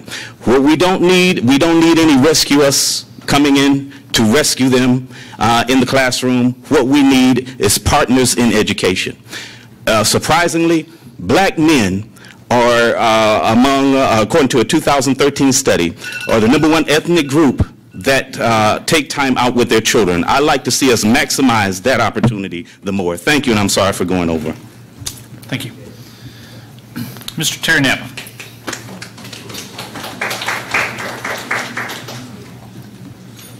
Yes, returning for a moment to the Quest Charter School. We have a FOIA in for their legal expenses. As you know, in their 2-page contract that they've developed over 7 years, they do not have a grievance procedure. So therefore, they are forced, if they have a problem, to go to court. Obviously, they just won the teachers' side, won 2 court cases out of 2, and wasted the judge's time because there wasn't a grievance procedure. Had there been a grievance procedure, those would have been taken care of out of court. The teachers themselves had to provide their own money for their own attorneys. That in itself is a chilling effect. There were a couple of other teachers that wanted to go to court that couldn't afford it. I want to say again that you're going to give this school $5.2 million this year, or last year I should say. I think it's more like $6 million this year. If you can't find a way to spend $6 million in this district, I know they have a whole whopping, 250 kids in their high school, but, at the same time, you need to close that school down. I want to go on and talk about falsehoods in the classroom. And I want to share with you, because it's fashionable today, especially with what's going to go on Thursday at the big Senate meeting, and I see senators come out and say, well, Kavanaugh is guilty. Are you kidding me? I represented teachers every year in this district that were falsely accused almost daily. I got at least 10 teachers not off, because they didn't do anything, and were accused by students of doing various things. I was accused by a student, a 14-year-old student who came from Richwoods, was expelled, went to Central, was expelled, wound up at Woodruff, 14 years old.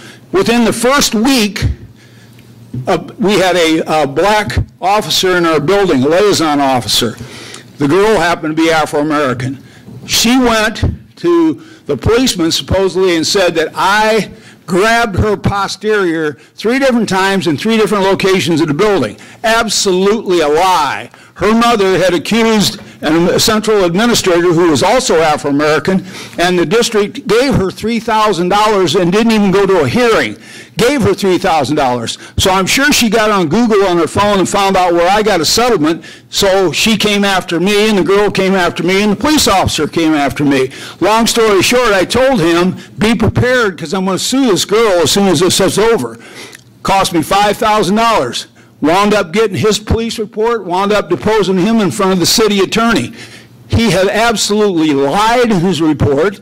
He admitted that the girl was best friends with his daughter, whereas in his report he said he didn't know anybody. The girl was best friends with his daughter and stayed numerous times in his house. Do you understand what I'm talking about here?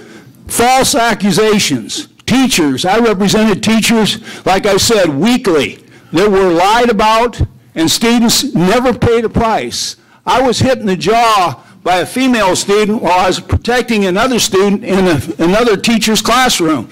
Cut my lip, went through my other side and caused me to have a hernia, and had surgery done on that. Went to court. The girl was found guilty of a Class 3 felony. The assistant state's attorney came into the witness room and said, did you hit that girl and knock her on the floor? I said, what are you talking about? I just protected the girl. A student had testified that I knocked her on the floor. Absolutely right, 15-year-old male student. Nothing happened to that student. Nothing happened to the students that accused the teachers of falsehoods, and I could go on for an hour and a half about the different instances where this happened. It's a sad situation when teachers have got to put up with this crap, and the students don't have to pay a single petty price. Ms. Sharon Cruz.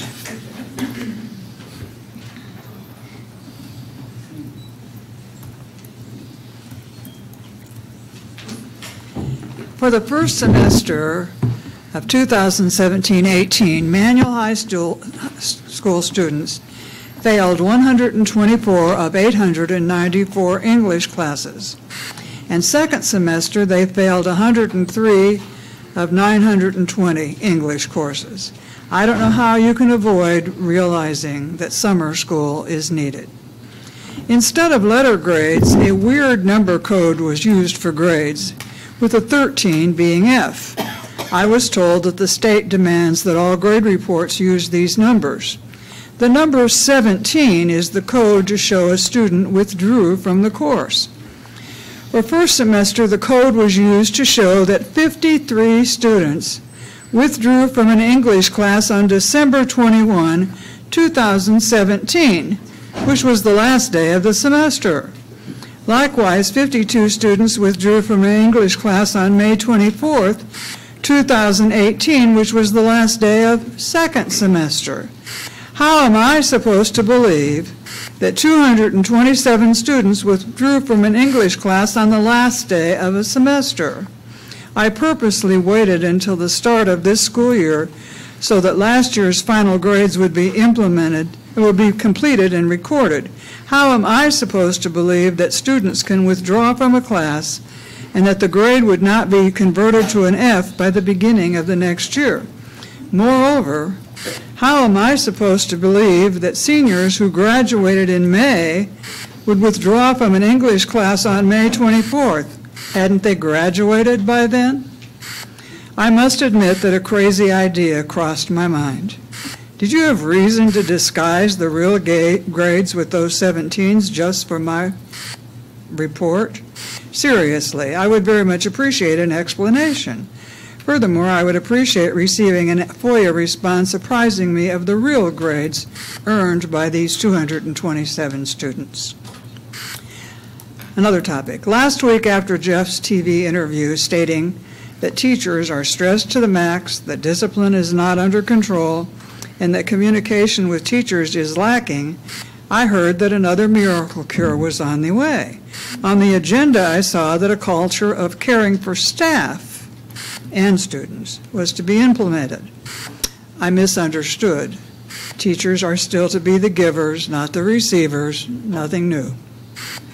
I am very disheartened that over $393,000, which should be going to hire teachers, will be spent to set up virtual instruction at 4 schools, and I fear that more will follow.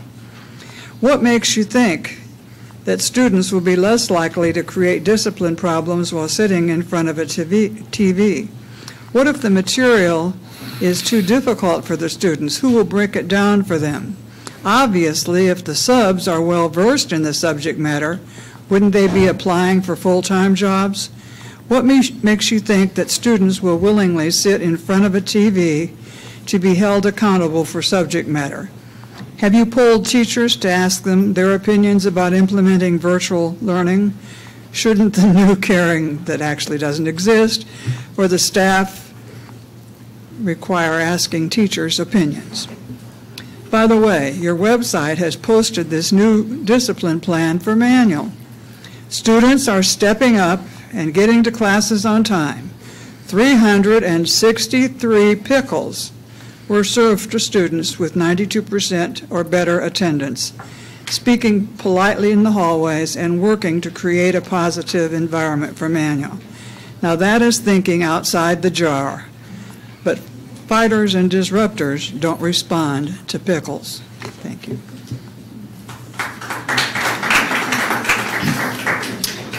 Valerie Ray.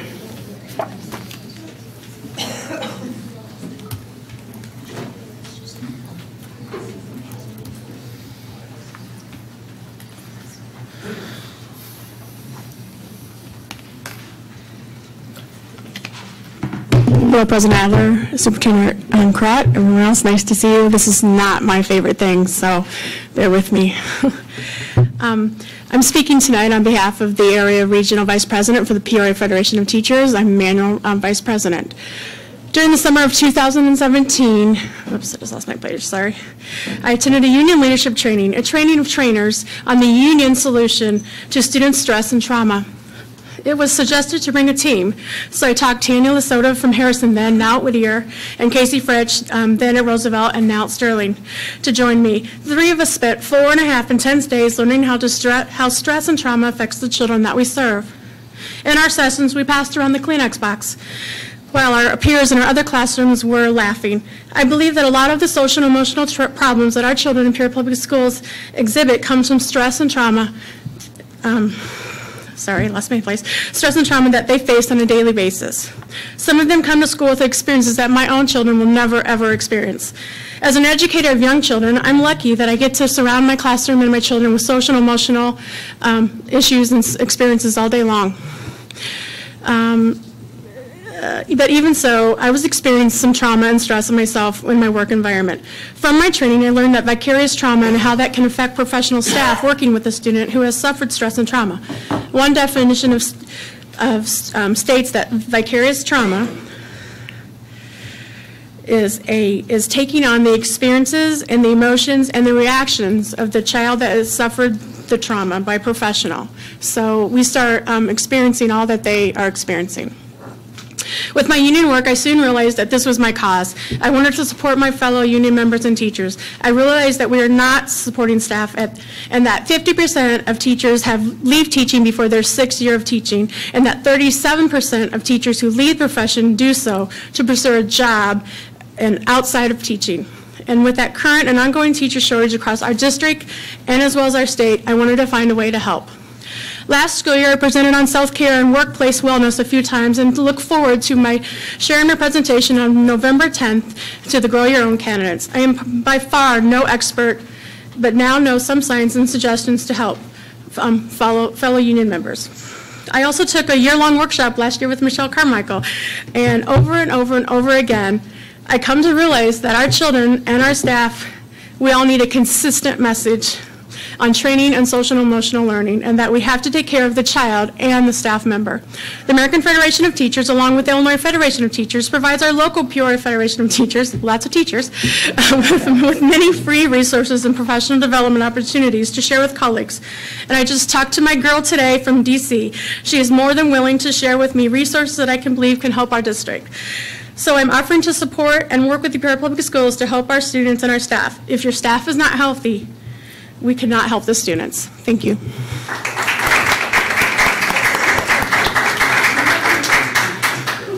Thank you. Heidi Dowell.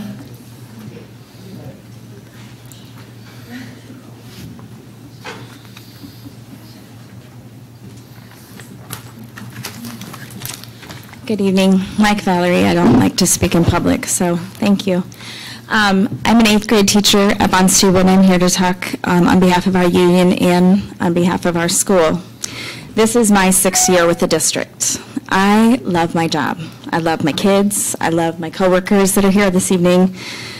I love my principals, something that you don't always hear, but I love both of them immensely. That being said, this has been the hardest year I've ever had, and it's not even the end of September. The stress that you hear people talk about is real. I can't tell you why, especially, but it's real. It's in every building.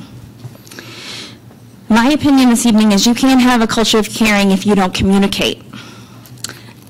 In my 6 years, that's something that I think our district seriously lacks. Any employee or parent should be able to contact any one of you at any time without fear of retaliation or that our principals will be in trouble for that. Today, over 350 students in our building were adversely affected because of communication. We want to say that we put children first, but with no explanation and no real communication to our union, our teachers, or our leadership team, all of those children were moved to homerooms today, 6 weeks into the school. That is not showing care for our students or our staff. Social emotional learning is also a concern. Here in the East Bluff especially, we deal with things every single day. In my 6 years, I had a student murdered. I have had students come and talk about being assaulted. I had one hit by a car this weekend. We have kids that are homeless, in extreme poverty, with extreme mental illnesses, with no access to care. In this area, it's one of the highest crime areas in the city, and we're expected to deal with those with no real training. I don't mean to be negative, but not all of our schools have consistent curriculum. It's just not the truth. And maybe that's not known, okay? In addition to those our regular jobs, we're expected to increase student autonomy. We're expected to increase test scores. We're expected to engage parents, attend functions, and can we make sure that we're hitting all of those SEL targets? We don't even have a school counselor right now. Our kids walk in the door every single day with severe trauma, and Valerie's not kidding. 2 times in my 6 years here, I have been very disappointed. One was when my student, Tommy Boyce, was murdered, and you handed me a statement and said, read this and then go back and teach. Now, there were services for some of our students, but I was expected to teach a normal lessons all that day. You can't do that. I still can't talk about him in my classroom without crying. The second was last week during my SEL group, when a student just randomly announced that they had been physically assaulted. I was expected to go on. Now that student is not in my class. How do I know that those other students are not going to tell? How do I keep his message safe? I can't. Every single day, we do this because we love these kids hard. We don't come here for the money. We don't come here for the glory. We come because we love our job and we love our kids. We can't do this job without you, and you can't do it without us. James Comer always says, no significant learning can happen without significant relationships. The only way our district can be successful is if the relationships happen both ways, and they've got to start with you. So I think we need to start working together instead of against each other. Thank you.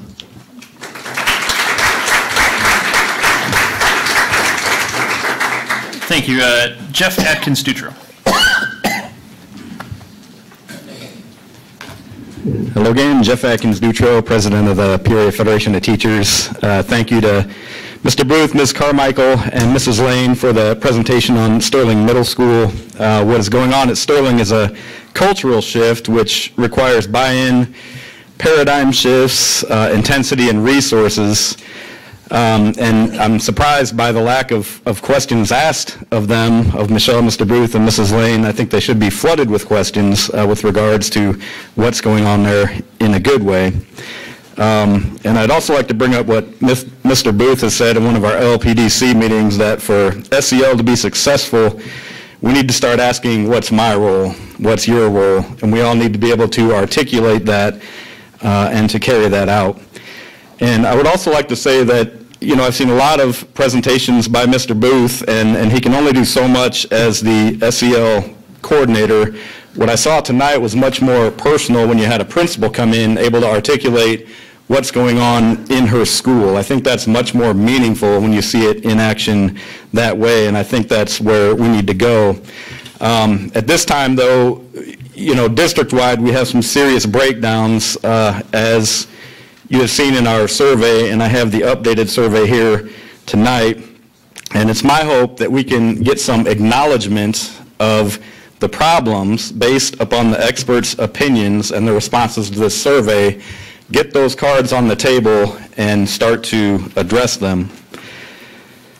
Our first question: in Peoria Public Schools, discipline expectations are high and students are compelled to live up to the expectations. 16% agree, 83% disagree. I'm kind of rounding, so don't hurt my math. In Peoria Public Schools, attendance expectations are high and students are compelled to live up to the expectations. 54% agree, 45% disagree. The district's social emotional learning programming has had a direct positive impact on the students in my classroom. 24% agree, 75% disagree. I'm confident that the district's current social emotional efforts will ensure our schools are safe and that the learning environment in our schools will be appropriate and engaging. 16% agree, 83% disagree. Data collected by the district through testing and interventions is meaningful to the classroom teacher and has a direct impact on improved student performance. 38% agree, 61% disagree. Students in Peoria Public Schools get the academic, behavioral, social, emotional, and physical support they need. 21% agree, 78% disagree. As an educator in Peoria Public Schools, working conditions are such that my level of stress is manageable, the workload is manageable, and I am able to get the amount of rest necessary to be fresh when I report to work. 18% agree and 81% disagree. I think what none of us disagree on is the fact that we need social emotional learning. I think maybe we disagree on exactly what that is and what it needs to look like in our schools. But also what I'm here tonight to do is to observe and see if our survey is taken into consideration, if questions are asked about it, and if we're going to attack these problems head on, or if the district is going to ignore this survey and ignore the problems and continue to say, you know, everything is working, we don't have any problems. We would like the survey addressed, and we would like to work with the district and the administration in order to move forward. And there's one question or something I would like addressed by Mrs. Carmichael that I found extremely important at our LPDC meeting. And I don't know if it's appropriate for me, probably not to ask from up here, but the issue of, or maybe you can ask her about this later, but the issue of buy-in, how you get that buy-in, and some of the very real roadblocks that you come up against when you're trying to transform the culture of a school. So I know all about the fixed mindset educator because I was a hard-nosed one for a long time, and it takes quite a while to shift away from that, right? It's not something that happens easily. But talking about and hearing about some of those challenges and how they're overcoming them at Sterling, how do we get buy-in at our other schools, and how do we overcome those challenges at our other schools? Did you give me an extra minute? Thank you. No? All right, and that's all I have for you now. Thank you. Thank you. Marvin Hightower.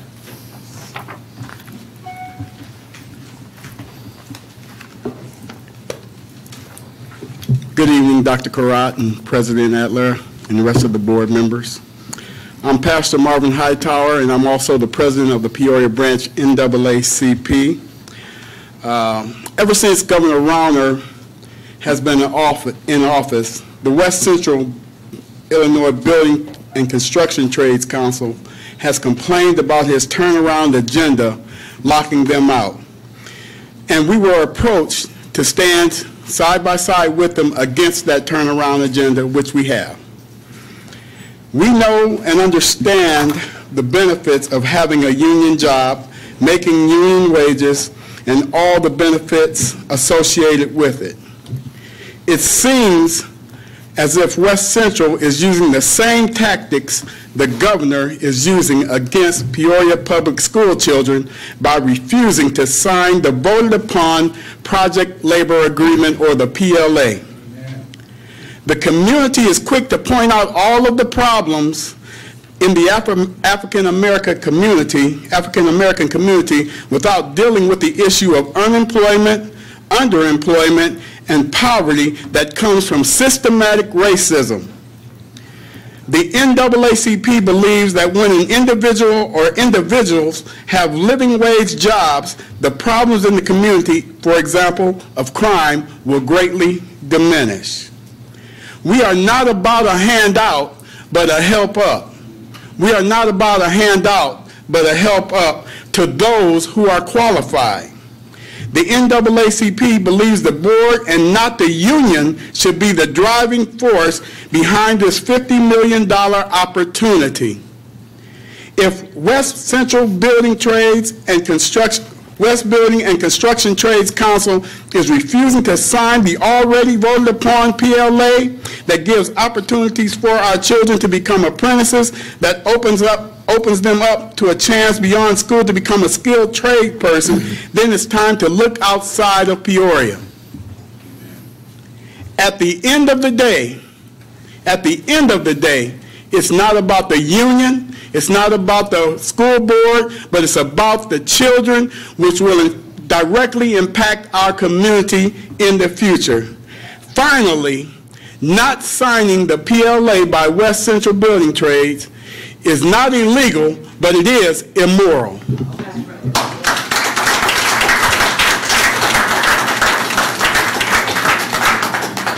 Thank you. Al Hooks.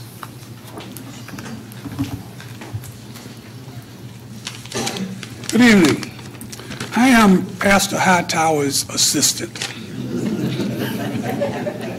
I say that facetiously, but I say it seriously too.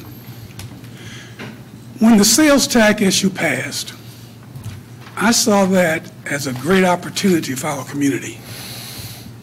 When you look at whether it's $40 or $50 million in construction, if those dollars are appropriately impacted within our community, it starts to change the conversation in our community. What do I mean by that? If you look at Peoria, we have an unacceptable unemployment rate in the minority community. Some would say, depending upon the definition, it's 50%. But regardless, it's way too high. When I looked at the sales tax opportunity, and you think about, if you look at just the city contracts, there's an 18% minority labor utilization requirement. On the recent OSF project, the first phase of it, there was an 18% minority labor utilization requirement. If you look at your construction projects for the sales tax, let's say that the 18% labor utilization went to Peoria minority community, you're talking about $4 million in labor. And $4 million in labor in this community could start to provide hope for a lot of citizens. So this PLA is a big deal. But I have a few concerns as I look at how the union is going to meet the requirements. Of the 15-plus trade unions, maybe 2 have sufficient numbers to hit the 18%. At least that's what we're being told. If there are only 2, there needs to be significant training programs to get individuals ready. It's rumored that as part of the negotiations, the trades were told not to work with PPS with regards to the Perfect program. If that is true, I find that very disingenuous. Because when we look at our youth, we've got to get our youth employed and give them hope. Just as an aside, one of the things that we do, before we had very good reports out of the city, we did drive-by job analysis. Now, drive-by is not very accurate, but at least it's something. On your Lindbergh project for HVAC, according to drive-by analysis, maybe some, but almost no, minorities are working on that project. If that is true, we're missing a golden opportunity. Because as the one with the funds, PPS is the driver. The Perfect Pre-Apprentice program would be a great way to get youth engaged and qualified for the trades. Many people talk about the lack of vocational training. Well, it seems to me the pre-apprentice program like Perfect is ideal. As I looked at the agenda and saw the PLA on it, a couple of thoughts came to mind, and these are specific requests. As part of the PLA, there should be a comprehensive, documented, binding training program for your students. Additionally, if the PLA is signed, what is the requirement for the trades to assist you in assuring every construction project hits the 18% goal? Since they have that capability, I think, that should be a critical element. So 2 points, training program and help in partnering for a seriously effort to achieve the goals. Thank you.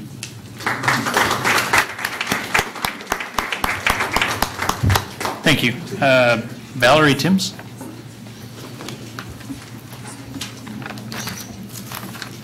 Good evening, Board and Superintendent Dr. Karat and President Adler.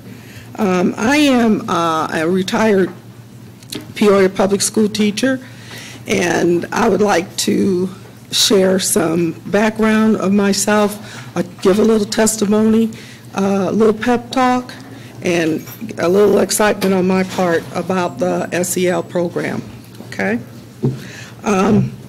I taught in the primary grades for 31 years in the Peoria Public Schools, and I also taught for 3 years at a private residential school for autistic children in Staatsburg, New York. I'm a member of the NAACP, I am a member of the Peoria branch NAACP executive branch, and I'm a member of the NAACP Education Committee. I love teaching.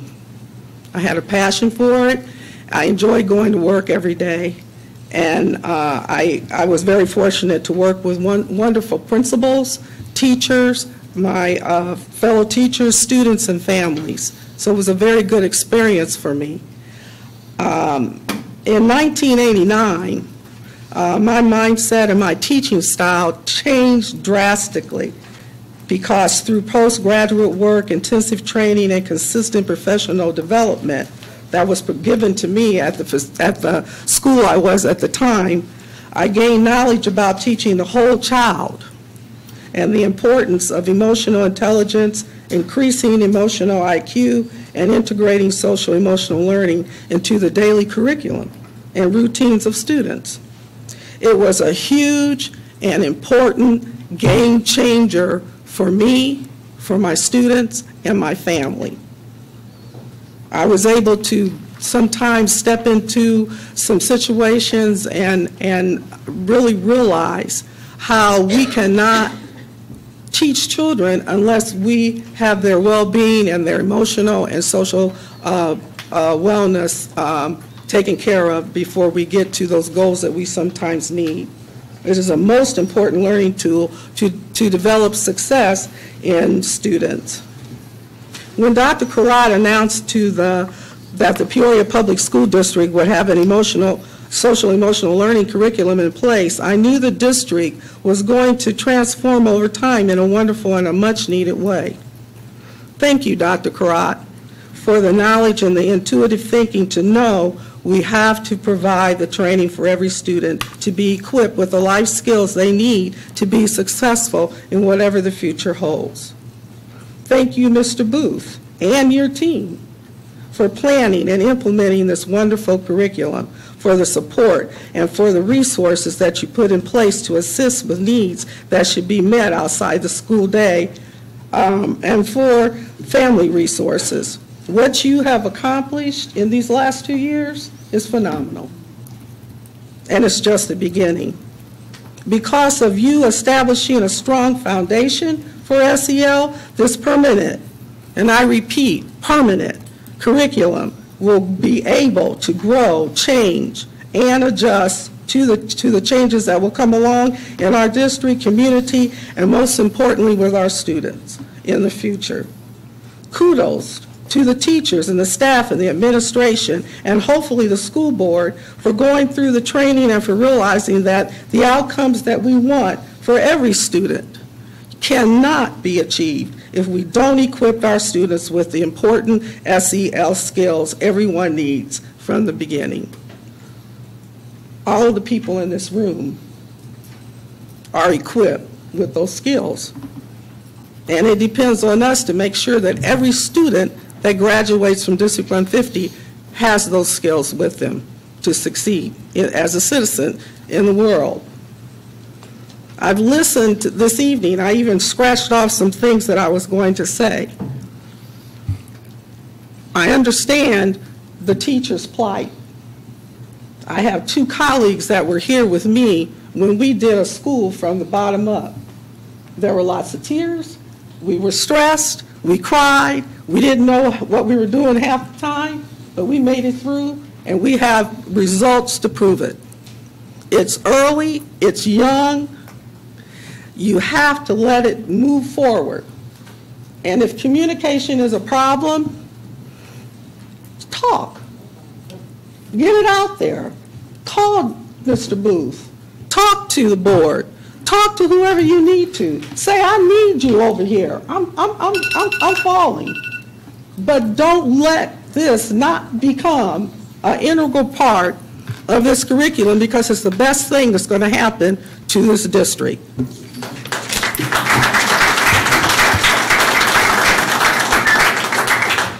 Thank you.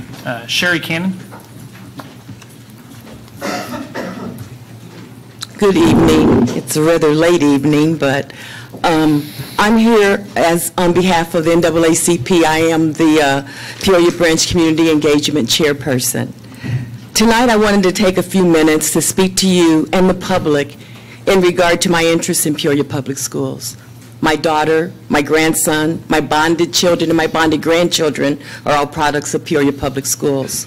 In 2005, several friends and I started an initiative called Hope Renewed Youth Conference that was held every year in early June.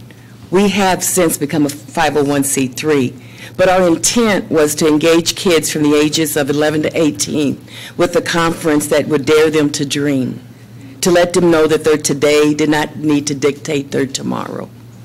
We provided a 3-day experience of a series of workshops, a town hall rap session, and a nice luncheon. We eventually added a scholarship component and a concert, which was held at ICC Performing Arts Center on the last day of the conference. From 2008 to 2016, we provided over 20 children with a $500 scholarship to be used in any manner they chose in preparation for their first year of college. Around 2015 or 2016, we noticed a trend in that our students with scholarships from HRYC, they either were graduating or they were on target to graduating, but none of them were choosing to come back to Peoria. So we made a tough decision that no longer would we do the 3-day conference, but we was going to change our focus on efforts to grow our own students, into teachers and law enforcement officers, because it's evident in both of these career fields there's a lack of diversity in the city of Peoria. To be awarded one of HRYC's scholarships, which can be up to $5,000 annually, the recipient has to commit to return to Peoria and work a year for every year we provide funding in their respective field. I also serve on a committee headed up by the Assistant Superintendent, Dr. Ike, which is working on recruitment, retention, and diversity for Peoria Public Schools teaching staff. This committee understands that in order to hire and retain a diverse teaching staff, there are some very intentional actions that we must take. One of the major actions is to promote the city of Peoria and its public schools, to highlight why teachers would want to live in our city and teach in our schools. I interact with all the high schools and know many of the children in the schools because of my day job as the elite program coordinator. And I know that there's some amazing children in our schools who deserve the very best education and opportunity that we can provide for successful outcomes.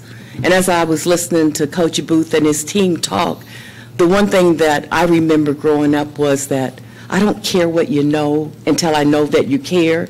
And see, I'm not an educator, but I'm an advocate for children, and I know what it is to be born in disadvantaged circumstances. And sometimes it's tough to navigate, because a lot of times what you're doing is you're doing or exhibiting behavior to cover up some other issues. And that's what I see in SEL. It's that opportunity to create those relationships, which is what Elite does very well.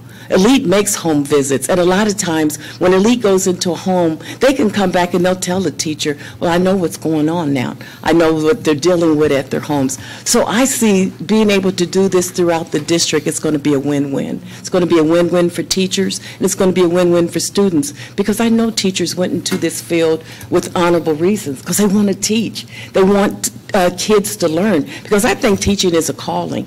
And so it's very important that that all of us get on the same page, because I also know that there's a teaching shortage. 150,000, they say, in 2018, 2019. And if we're going to bring qualified teachers to Peoria, I think we got to work as a team. I think it's critical and it's very important that that whatever the division is, that we don't concentrate on that, but concentrate on the children, because I believe that's what it's all about. I think that's why everybody in this room is here. It's because of the children. And because of Elite, I'm also aware that many of our students have plenty of hurdles and challenges to overcome. But it's our obligation to diminish them as much as we can. And I'm grateful for the vision and the efforts of this board and administration to create a holistic effort to address all the needs that these children and their families face on a daily basis with this SEL curriculum. The NAACP is much aware that if we are not addressing all the issues that many of our children face through no fault of their own in many cases, what we're doing is we're feeding that school-to-prison pipeline. Can I have one more minute, please? I got to finish this because I think it's important. We know that reading scores of third graders are used as indicators on the number of prisons that will be built based on reading scores third grade. We also know that there's a national study that's saying that 80% of our children are not reading proficiently. That, to me, is a crisis. And I understand that teachers are stressed, but these children are going to be even more stressed if they're not getting the learning that they need. As an inner city school that only has 7% of teachers of color, With students of color's population close to 70%, it is critical that all aspects of the SEL curriculum is used. Statistics around the country show that black and brown children are more likely to be given harsher discipline than their white counterparts. And I watched the WMBD news broadcast, and I listened to the WPNV interview where the president of PFT 780 talked about the discipline and out of control. Now, we're concerned about that at NAACP, and we want to make sure how concerned we are in regard to the discipline component being the main focus of the intervention of our children's behavior. Because as someone who's been out of school for decades, I can still remember my favorite teacher, and I can remember my least favorite teacher. I don't necessarily remember their names, but I know how they made me feel. And what I know most is how they made me feel about myself. So I'm encouraging everybody in this room today to really work hard in making this SEL work, because our children need it. Every single one of them do. Thank you.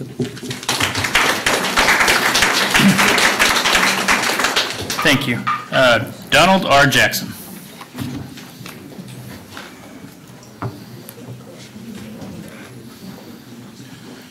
Good evening, and thank you for the opportunity to spend a few moments to talk to you. In the interest of full disclosure, first of all, I am the lesser half of the team of Ernestine Jackson and Donald Jackson. And so I rarely appear now before the school board because of that relationship, but I had to come and endorse the speakers from the NAACP, Pastor Hightower and Al Hooks, and I endorse their comments 100%. There has been a historic battle in this community to try to get African Americans in the building trades. Back in the 60s, when I worked for the Urban League, we had an apprenticeship outreach program, and it was very successful. We got African Americans in every building trades in this community, even glazers. And at that time, I didn't even know what a glazer did in the community. So apprenticeship programs are important to the community, and it's important to get African Americans, especially young men and women, into the building trades. I don't know who's pushing this idea that 18% is too much to be in the building trades, but I can tell you, you picked the wrong fight. I would hope that this board would continue in its pursuit of the PLA that it has endorsed by, what, 7-1 or 7-0 or 6-1 margin, and proceed. If the unions don't want to do it, look beyond the city of Peoria to make sure it happens in this community. Thank you.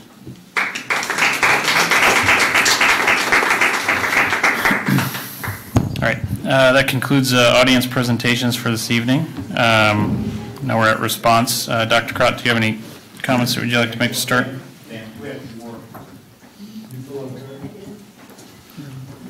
We're missing a stack somewhere. Hetty, you filled one out?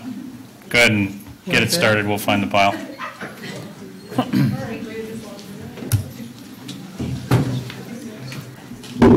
I appreciate that. I was here on time too, actually early, which is not normal for me. Hetty Elliott Gardner, 3811 West Pagewood, taxpayer teacher. I wanted to make a couple comments before I talk about what I came here to talk about this evening. Calvin Coolidge has a national tumbling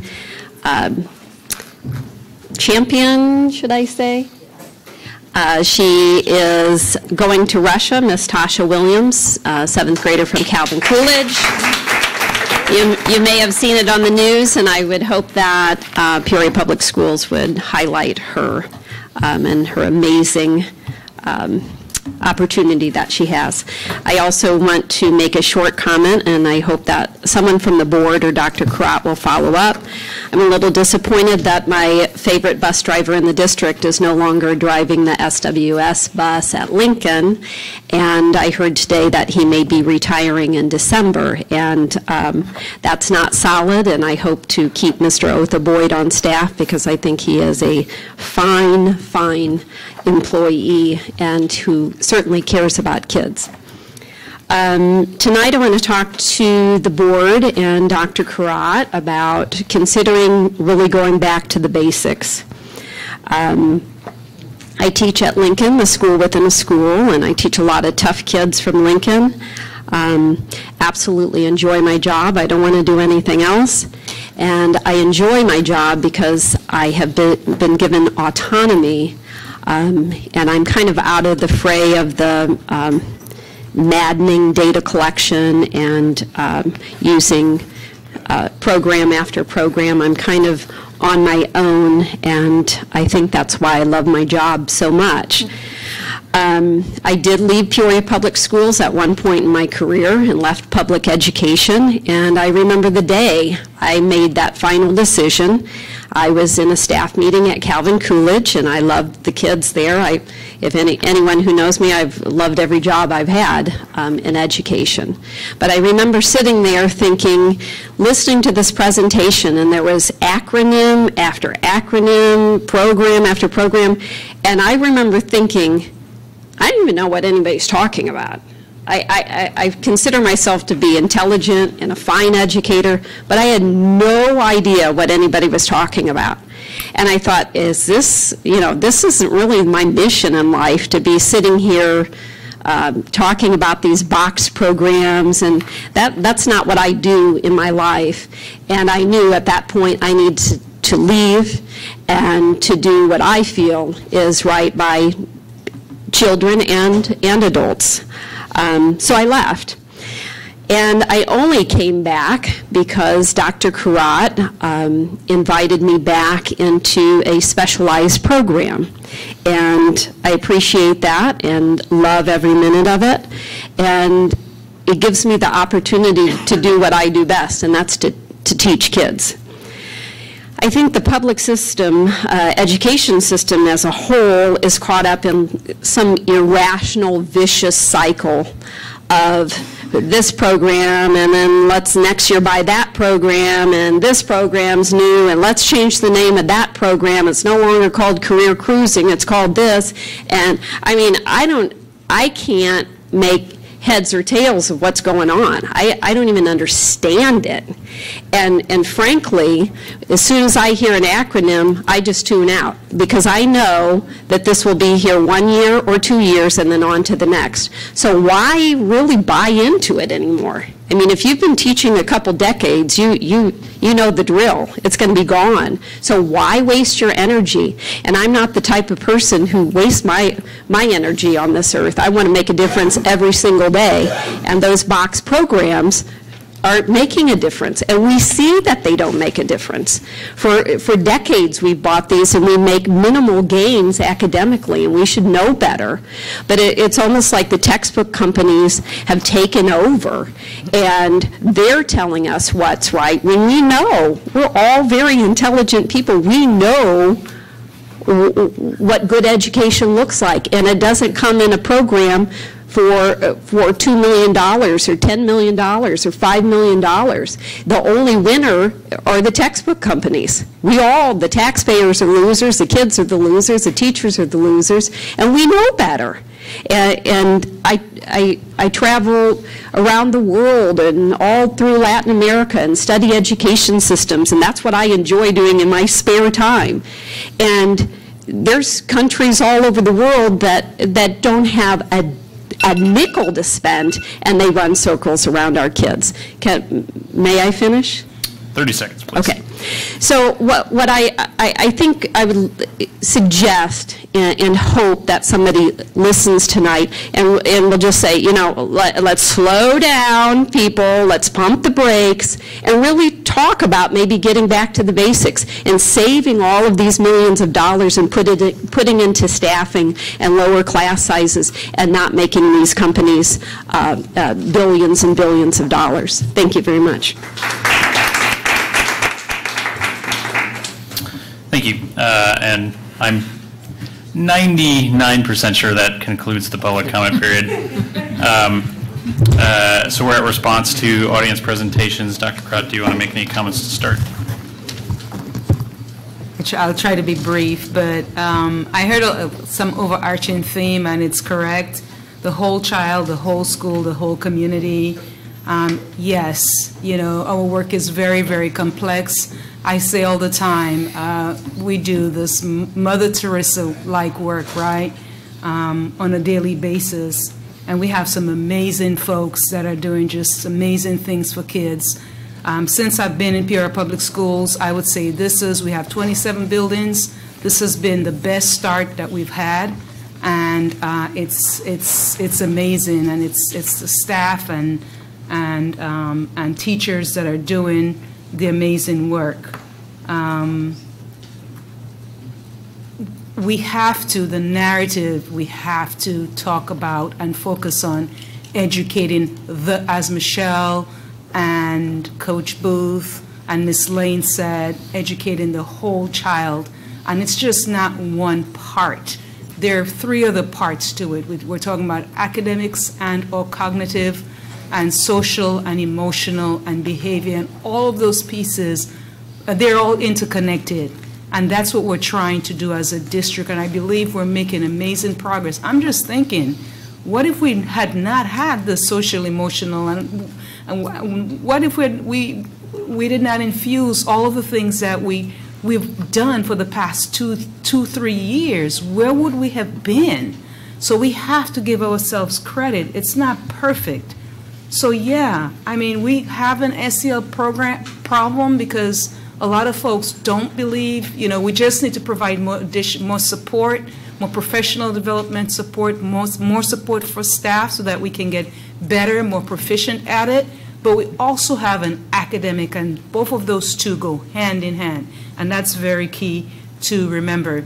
And Val, I mean, we have an amazing relationship with you. And this administration, it's nothing but nurturing and caring and transparent. So if there are opportunities for improvement, and Terry knows that, we've talked about that a lot. As a principal, I had an idea and I threw it out to the teachers, and it was so much better. So if there's an opportunity to continue to do, you know, to improve for the better, let's talk about it. Let's do it for our kids. And so, Mr. Adler, I have more. I've scribbled a couple more. Every building has at least one SEL curriculum, if not 2, 3, or 4. I know, Lynn, you guys are doing CHAMPS. You have Second Step, and you have a couple more. If they want it, if they want to implement it, but every building, each building has at least one SEL, if not more. So we will continue to work. It's intense. It is intense work. It is difficult work, but it's important work. And I would say that's why we got into this business. That's why we came to Peoria Public Schools, to help our kids realize the vision of graduating so that they can become successful adults. And so, yeah, we're open. We're open to get ideas and value the representative. Let's hear those ideas and let's implement them for the better. Thank you. Mrs. Ross. You know, as I sit here and I'm just more and more saddened and disappointed to see that our society has made little progress toward equity in this country, particularly as it relates to minorities in Peoria, Illinois. This board and administration if I had not been president for 3 years, I really probably wouldn't know this, but intricately involved in the Turn Conference and the programs that they offer and the openness of this administration to assist with everything. But we went through an intense and thorough process to come up with an agreement between the teachers union and administration, and then the administration brought it to the board. And we were encouraged by union representatives and leaders to vote for the agreement, and we did. And they took it back and they to their constituents, and thus it became a ratified contract. So each one of us did what we were supposed to do and what we thought we were supposed to be doing. What I'm mostly disappointed about is the continued concerted efforts to paint the Peoria Public Schools students, first of all, I feel as non-human beings, violent children who are out of control and nothing that we do is going to help them. And that the school superintendent and staff are liars, as people are incapable of initiating programs that work, as being closed-minded. That is not my experience. Being closed-minded and not willing to accept new ideas and implement new ideas. I just, as a people, they're saying that they don't listen, they don't know what goes on in the classroom. Everything seems to be negative. So I'm starting to get depressed. But I happen to know that I've been here long enough that this administration has overall, now I've seen many administrations, but this administration has overall, over all others, has established a culture of collaboration with not just the union groups, which we have about 8 of them, but all staff, board, and community constituents. Dr. Karat has made a very clear statement and makes it very clear that her door is always open and that anybody can come and talk to her about anything. I don't think we've had that in the past. There's even a policy in place that the board president and vice president and the union leadership will meet and talk about issues and work out plans and goals that each one of them think are important. So I'm getting the idea that perhaps people don't see that as valuable. Union leadership has unlimited access, and union teachers have unlimited access to Dr. Karat. We do have a protocol. Since I've been on this board, I have tried to maintain protocol. If a parent calls me, I tell them, have you talked to the teacher? And if they've talked to the teacher and didn't get the results they needed, did you talk to the principal? And I will give them a stair-step of protocol, who to call to get their problem resolved. So we do have a protocol. Believe it or not, all of the union teachers leadership works for Dr. Karat. She's their boss. Yet, I have to read in the paper that there is a survey that has gone out to teachers that has not even been discussed or tried to work out with the superintendent and administration. That saddens me. That really saddens me, because we continue to work against each other, against the grain, and we get nowhere fast. And as far as this SEL program, I mean, how can you measure it and it just started? We're just getting our feet wet. We have some results, but we're just getting our feet wet. And if you look nationally, as Ms. Carmichael said, she and I worked together some 17 years ago. There's a publication called Read to Lead, and they talk about nationally. They did a principals survey, that looked at social and emotional learning and compared children and saw how it transformed schools. The benefits of social and emotional learning, a significant and growing body of research has been done, and it's clear that the student's success is dependent on the factors that are not academic. Academics is a byproduct of social and emotional, of relationships, of connections. But how can you measure this success in such a short period of time? And if intentions are to continue to keep us in a position where, you know, everybody loses, then we've lost sight of why we're here, because we are here for the children, and we have great teachers that are doing what they're supposed to be doing. But everybody will lose if we don't get this together. We have teachers that are working toward educating children in spite of all of the new programs. I mean, integrate whatever it is they need to integrate to develop the best program for their kids. And maybe there's a small amount of kids, and we're painting a wide picture. But SEL is not the panacea. It's not going to answer all the questions. And if we're sitting here waiting for Superman to come and save us, that's not going to happen either. We recognize that we have some problems. But the teachers are innovative, and, you know, they're looking for the right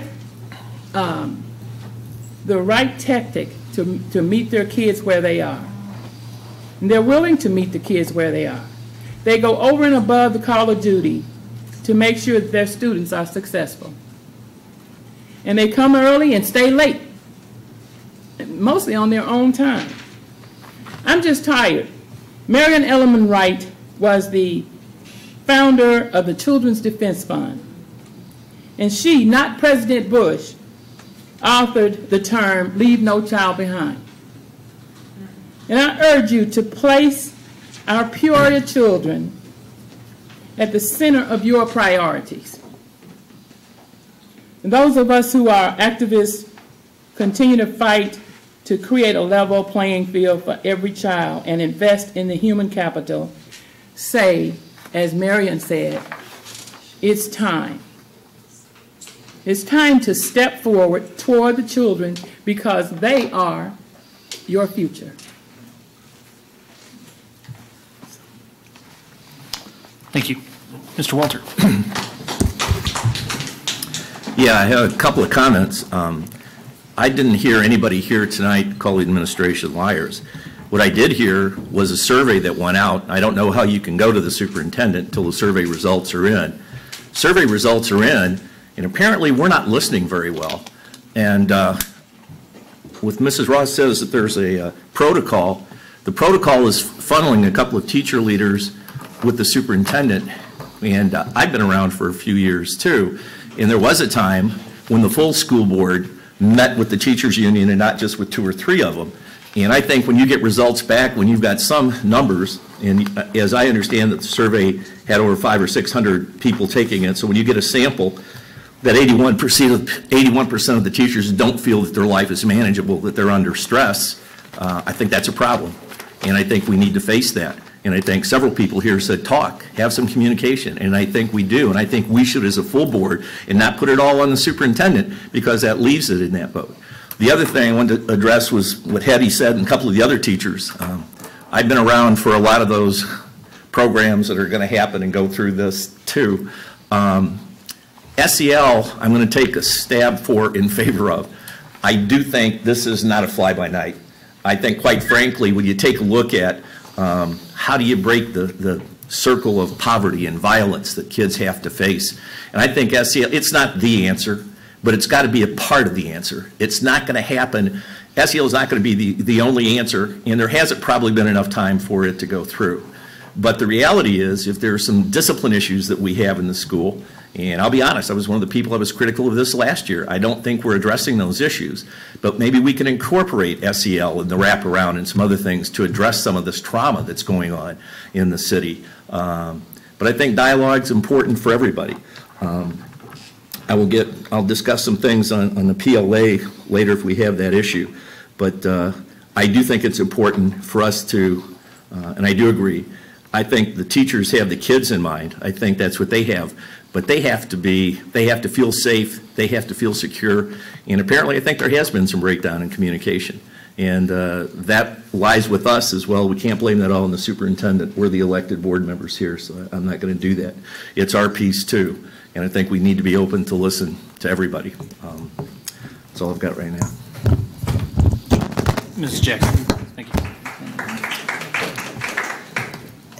I don't think there's any way that we could even possibly work with our kids and make sure that they become upstanding citizens without dealing with the whole child. It's impossible. The social emotional learning, we are all looking at this to be an integral part of the curriculum for our kids. Our kids are going through things that none of us sitting in this room probably have ever gone through. I know I didn't. And if you don't understand a kid coming out of a home where that child is cooking for himself, trying to keep himself clean, which is because parents aren't there, because parents have their own problems, and then they come to school and they act out. And we're the first to complain about that child acting out. No one knows what's going on in that home most of the time. Sometimes they do, sometimes they don't. But when we talk about dealing with the whole child, we're talking about dealing with the whole family. Family that have problems that, like I said, most of us sitting in this room have never had to deal with. I see it, but I never had to deal with. I had a mother and father in the house, a father that worked hard, a mother that worked hard, and held me accountable. But kids are coming out of home and no one is there to hold them accountable for anything. They come to school and we expect them to do what adults do, and that's hold themselves accountable, come to school, some unprepared at all to even listen to what's going on. We talked about the SEL, I was excited about it. And everybody in this room should be excited about working with the whole child and not hold a 5-year-old accountable for what's happening in his home. Hold that parent accountable. We've got to start holding parents accountable. We've got to start holding everyone accountable. I think most of us know that a lot of our kids are coming out of homes where grandparents are raising kids. We're talking about 75 and 80-year-old people taking care of a 5 and 6-year-old. And I say this, and I don't mean to make a joke about it, but I say this, and I said it in my church. And that is, God had this thing right when he gave children to young people. Because I take care of my great-grandson. I can't keep up with it. He wants to talk. He wants to play. He wants to eat. And I'm not ready to do any of that. But we have got to deal with that child on their level. And I've got to learn how to deal with that child, but still have time for me to rest.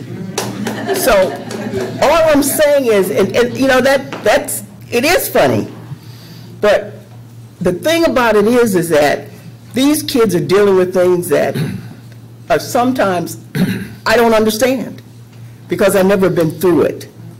My children never been through it, and my grandchildren aren't going through it. So, you know what? We have got to start working together, and if we don't work together, we'll all fail. everyone in this room will fail. Because if we don't get our kids taken care of, academically, socially, and every other way, they'll be living next door to you. So, all I'm saying is, all I'm saying is that we have got to work together, and if we don't start talking to each other, rather than waiting till a board meeting to bring issues that should have been dealt with before we got here. There's no way that should have happened. Everybody needs to work together. Everybody needs to care about what happened. These kids are my kids. They're your kids. You see them every day. I see a lot of them. I see them at church. I see them at the grocery store. I've even walked up the steps to a ball game because kids were acting up. And I said, would you do this if your mother was there? And of course, Don turned around and said, Ernestine, you can't do that anymore. Yes, I can. Because I care about the kids. And what are they going to do to me? And that's serious. That is serious. It may sound funny, it may sound different, but it's serious. And if we don't work together to keep this program going, we're going to lose. All of us are going to lose. So either we work together or we'll go down with everything else.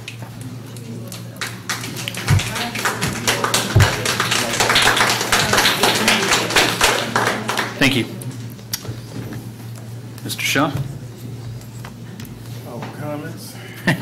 You have any? We've kind of retired this side of the horseshoe. Throwing it over to you. We just shut up. No, I'm going to reserve my comments until we get into the consent agenda. So, yeah. All right. Oh, go. Sure. So, Hetty, the other thing I wanted to say, you mentioned all these box programs. When I got back to Peoria, and thank God that our CFO is on the same page as I am, we were $9 million deficit. 2017, 2018 was the first time we balanced the budget. We got rid of all those box programs. Now, you mentioned Zello and Courier Cruising. Those are important software where kids are able to explore. And so our kids deserve, because all the other affluent districts and all the other districts, so we have to also make sure that our kids are exposed to the very, very, very best. So, yeah, I just wanted to let you know we are also, our eyes are wide open when it comes to purchasing programs. We don't do that. Thank you. I'll just, for my part, make a brief comment. I do, oh man, I'm seriously echoing back there. I think it's an important process that we're going through. I think if you'd have asked me when I volunteered for this job, if we would have anything to do with creating a integrated social service network that span the bounds of our entire community, I mean, that was not on the top of my list, not what I was thinking about. But I think what this job requires is the ability to adapt to what's needed. And at this point, I think it's important for us to acknowledge, hey, you know, our classrooms, our kids, they have serious challenges, and we have made a significant investment in trying to address some of their needs. We are definitely not done yet. And so I would say to the teachers union and to anyone in the community that spots a bright opportunity to go ahead and tweak or reform something to make it that much better for the kids, the teachers in the classroom, bring on the proposals. We have many jobs to do, but we always have to keep our minds and our ears open to make sure we don't miss the opportunity to do the best possible thing at that time. So, as always, your feedback is welcome, but the critical part, and I say it, and people probably just gloss over it, but constructive criticism. I love the criticism, tells us where we need to focus. Let's start to construct something, because that is a job that's, even without pay, is very much worth doing. So, thank you.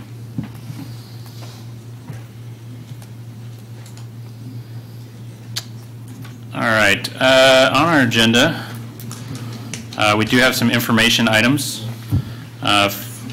And so this is an opportunity for board members to ask questions if they have for the attachments. So the first is the salary compensation report. Any questions from board members on that one? All right, how about proposed expenditures over $2,500? Anything for Mr. Wills?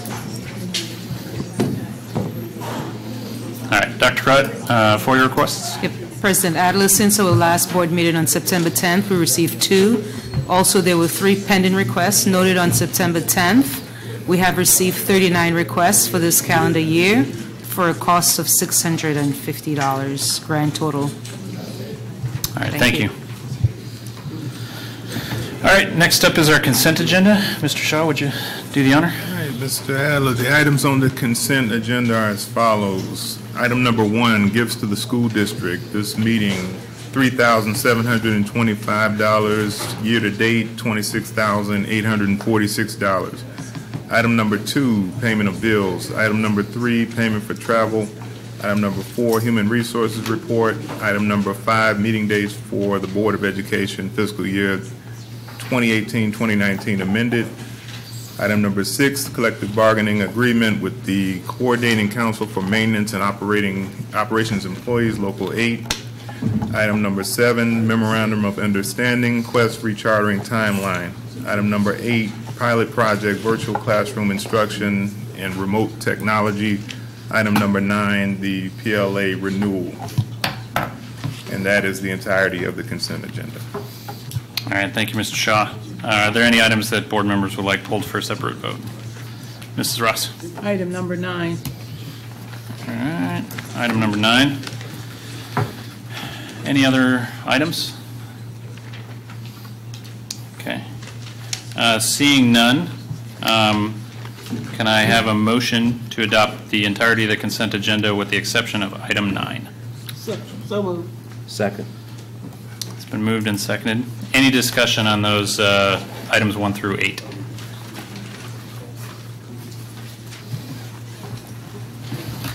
Seeing none, would you please call the roll? Aye. Aye. Mrs. Ross? Aye. Mr. Shaw? Aye. Mr. Adler? Aye. 5 ayes, motion carries. All right. Can I have a motion to adopt item 9? So moved. Second. It's been moved and seconded. Mrs. Ross, you had asked for it to be pulled? Yes, I did. I wanted to make a motion to table this project Indefinitely or for a period of time? For a period of time. Okay. Second. Would you be willing to specify the period of time just for the? Well, at least until the next meeting when the rest of the board are present. Okay, next regular meeting.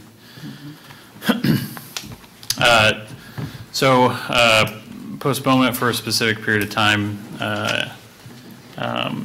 We had a motion and a second, but it is debatable. So is there any discussion on the motion to table until the next board meeting, which I think is October 7th? That means 8th. 8th. October 8th. Right, did it get moved up to Monday? Yes. Okay. Well, not, yep. It's supposed to be the 9th. Just happened like 30 seconds ago. On top of it. Any discussion? This is debate on tabling the motion. Yes. No. Call the question. Okay. Would you please call the roll on the motion to table until October 8th meeting. Mr. Walter? No. Mrs. Jackson? Yes. Mrs. Ross? Yes. Mr. Shaw? Aye. I'm sorry. Aye. Mr. Adlin? Aye. 4 ayes, 1 nay, motion carries. All right. Next up is budget resolution. Mr. Shaw. Okay, the proposed action that the Board of Education approve the following resolution, whereas the Board of Education of Peoria School District 150, County of Peoria, State of Illinois, caused to be prepared a tentative budget, and the Secretary of the Board has made the same conveniently available to public inspection for at least 30 days prior to final action thereon. And whereas a public hearing was held to such budget on the 24th day of September 2018, notice of said hearing was given at least 30 days prior thereto required by law, and all other legal requirements have been complied with. Now, therefore, be it resolved by the Board of Education of said district as follows, that the budget containing an estimate of amounts available in each fund separately and the expenditures from each be and the same is hereby adopted as the budget for this school district for the 2018-19 fiscal year. All right, it's been moved. Is there a second? Second. Moved and seconded. Any discussion on the budget resolution?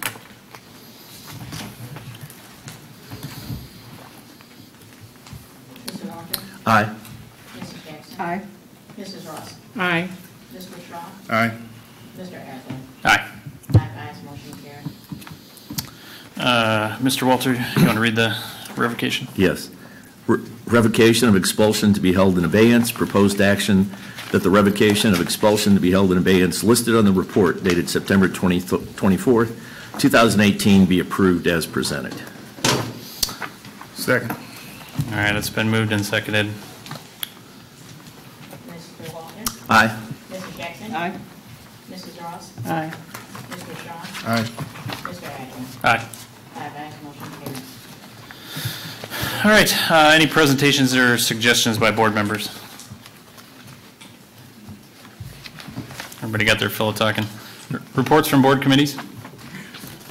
The Policy Committee will meet Thursday, October 18th at 3:30 p.m. All right. The Buildings and Grounds Committee, I'm looking at Mick because he's got a lot of work to do. We will be meeting, and I always have to look at Daphne because I never know the date. The 18th, yeah, October 18th. Hopefully, by then, maybe the state will have mercy and do what they need to do to let us get started on our signs. So we're at the mercy of the state of Illinois. All right, very good. No other reports from board committees? Anything else? The Parent-Teacher Advisory Committee will meet on the 4th. Mr. Wilson will be managing it. I'll be out of town. At 4 o'clock. 4 p.m. All right, anything else for the good of the board and the public? Seeing none, we are adjourned.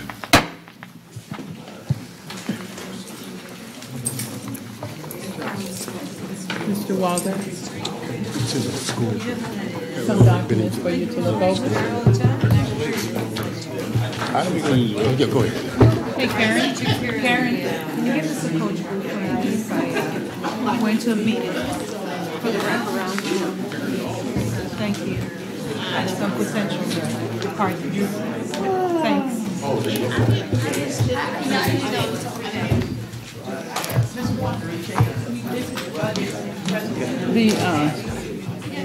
It's got to be signed. Yeah, you need my signature.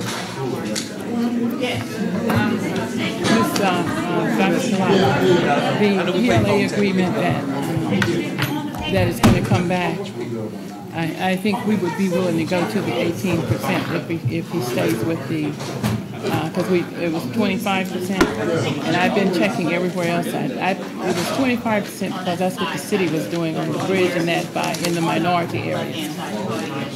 But, you know, I'd be willing to go 18%.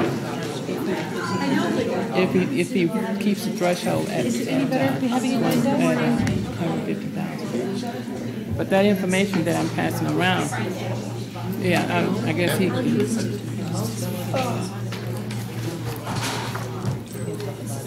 I just couldn't believe it. I didn't want to say that. The PLA.